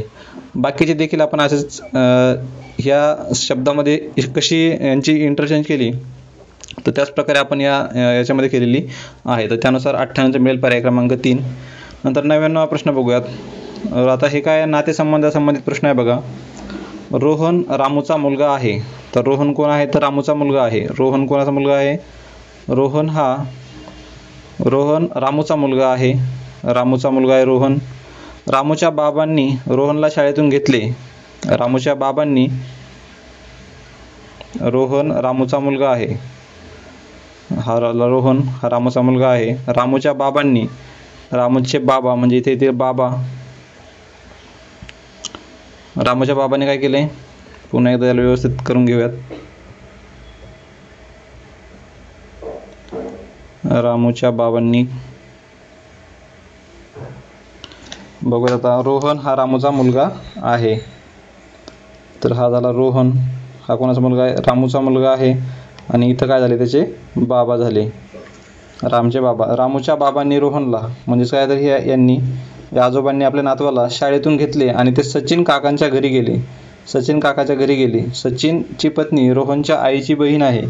रोहनच्या आईची बहीण, रोहनची आई कोणतरी असणार आहे इथं, आणि त्याची बहीण आहे, म्हणजे ह्याची कोण असणार आहे, ती मावशी असणार आहे, मग जी काय बायको आहे आपल्या याची सचिनची. तर सचिनच्या पत्नीचे रोहनच्या वडिलांचे नाते काय, तर हे काय असणार आहेत, मग मिहुनी असणार आहे ह्याची, रामूची. तर रोहनच्या वडिलांशी म्हणजे रामूची नाते कोणते असणार आहे, तर ती मिहुनी, म्हणजेच पर्याय क्रमांक 3 इथं योग्य उत्तर मिळेल. तर 99चा आहे पर्याय क्रमांक 3. 100वा प्रश्न बघूयात. हा थोडासा लेंदी प्रश्न होता, पण याचा आपल्याला विचारलं काय त्याच्यावर अगोदर फोकस केला तर आपल्याला हे प्रश्नाचं उत्तर काढण्यासाठी एक फायदा होतो. खालील माहिती काळजीपूर्वक वाचा आणि प्रश्नाचे उत्तर द्या. बघूयात. याच्यामध्ये शेवटची लाईन जर बघितलं त्याच्यामध्ये आपल्याला त्यांनी विचारले काय ते थोडंसं आपल्याला लगेच अंदाज येतो. विज्ञानात कोणी सर्वात जास्त गुण मिळविले, हे याच्यावरच आपला फोकस असला पाहिजे. आता बाकीचं इथं थोडासा भापट पसारा दिलेला आहे त्यांनी, तरी आपल्याला तो एकदा नजरेखालून घालणं गरजेचं आहे. तर बघूयात काय काय माहिती दिली त्यांनी याच्यामध्ये. तर काय आपल्याला विज्ञानात सर्वात जास्त गुण मिळवलेले कोणी ते बघायचं आहे. ABCD या 6 विद्यार्थ्यांचा गणित आणि विज्ञानाच्या स्वयंमूल्यमापनाच्या चाचणीत सहभाग घेतला. ठीक आहे, याच्यातून काही साध्य होत नाही, फक्त 6 विद्यार्थी आहेत एवढं माहिती मिळते. A चे गणितातील एकूण गुण Cच्या अगदी वर आहेत आणि विज्ञानातील गुण Fच्या अगदी वर आहेत. आता A चे आपल्याला काय गणिताचं काही देणं घेणं नाही आहे, आपल्याला विज्ञानाबद्दल विचारले तर आपण विज्ञानाचं डोक्यात ठेवूयात. तर A चे गुण कोणापेक्षा जास्त आहेत, तर A चे विज्ञानातील गुण Fच्या अगदी वर आहेत. A चे विज्ञानातील गुण Fच्या अगदी वर आहेत. नंतर तिसऱ्या विधानात काय सांगत आहे, B हा विज्ञानात Cच्या अगदी वर आहे. B हा विज्ञानात Cच्या अगदी वर आहे. आता बघूया त्याला वेगळ्या पेनने लिहूयात. B काय आहे, हा Cच्या अगदी वर आहे. परंतु गणितात डीपेक्षा आता गणिताचं काय घेणं देणं नाही आपल्याला. बी हा विज्ञानात सीच्या अगदी वर आहे. बरं ठीक आहे, एवढं. बी हा विज्ञानात सीच्या अगदी वर आहे. नंतर एफने विज्ञानात डी व ईपेक्षा जास्त गुण मिळविले. एफने काय केलं, विज्ञानात डी आणि ईपेक्षा जास्त गुण मिळविलेत. डी आणि ईपेक्षा त्याने काय जास्त गुण मिळविलेत एफनं. गणिताचा नको घ्यायला. गणितात सी व डी यांच्यामध्ये कोणीही नाही आणि विज्ञानात सी आणि ए यांच्यामध्ये कोणीही नाही. सी आणि ए यांच्यामध्ये कोणीही नाही. आता सी आणि ए यांच्यामध्ये कोणी नाही म्हणजे बी आणि सी जवळजवळ आहेत, शेजारी असणार आहेत. तर सी आणि एच्या मध्ये कोणी नसणार म्हणजे सी आणि बी आणि सी इथं ठेवून चालणार आहे का आपल्याला, नाही. तर इथं सी लागेल आणि इथं बी ठेवावं लागेल. आता विचारलं काय त्यांनी, तर आपल्याला विज्ञानात कोणी सर्वात जास्त गुण मिळविले, तर बी हे त्याचं योग्य उत्तर राहील. तर 100चं मिळेल पर्याय क्रमांक 2, कारण हा बी टॉपला जात आहे. तर त्यानुसार पर्याय क्रमांक 2 इथं योग्य उत्तर मिळेल. तर अशा प्रकारे आपण इथं 100 प्रश्न सर्व कव्हर केलेले आहेत. तर व्हिडिओ कसा वाटला नक्कीच कमेंट बॉक्समध्ये कमेंट करा. आणि तुमचे काही सजेशन्स असतील किंवा माझ्याकडून बोलताना काही अनावधानानं चूक झाली असेल तरी मला ते लक्षात आल्याबरोबर मी खाली ती पिन कमेंट करून ठेवेल त्या कमेंट बॉक्समध्ये. तर तुम्हाला व्हिडिओ कसा वाटला नक्कीच कमेंटमध्ये मेन्शन करा आणि आवडल्यास आपल्या मित्रांसोबत देखील नक्की शेअर करा. तर थांबूयात मित्रांनो, इतक्या वेळ जोडलेला आला त्याबद्दल आपल्या सर्वांच्या मनापासून आभार आहे. तर थांबूयात इथं. Thank you so much.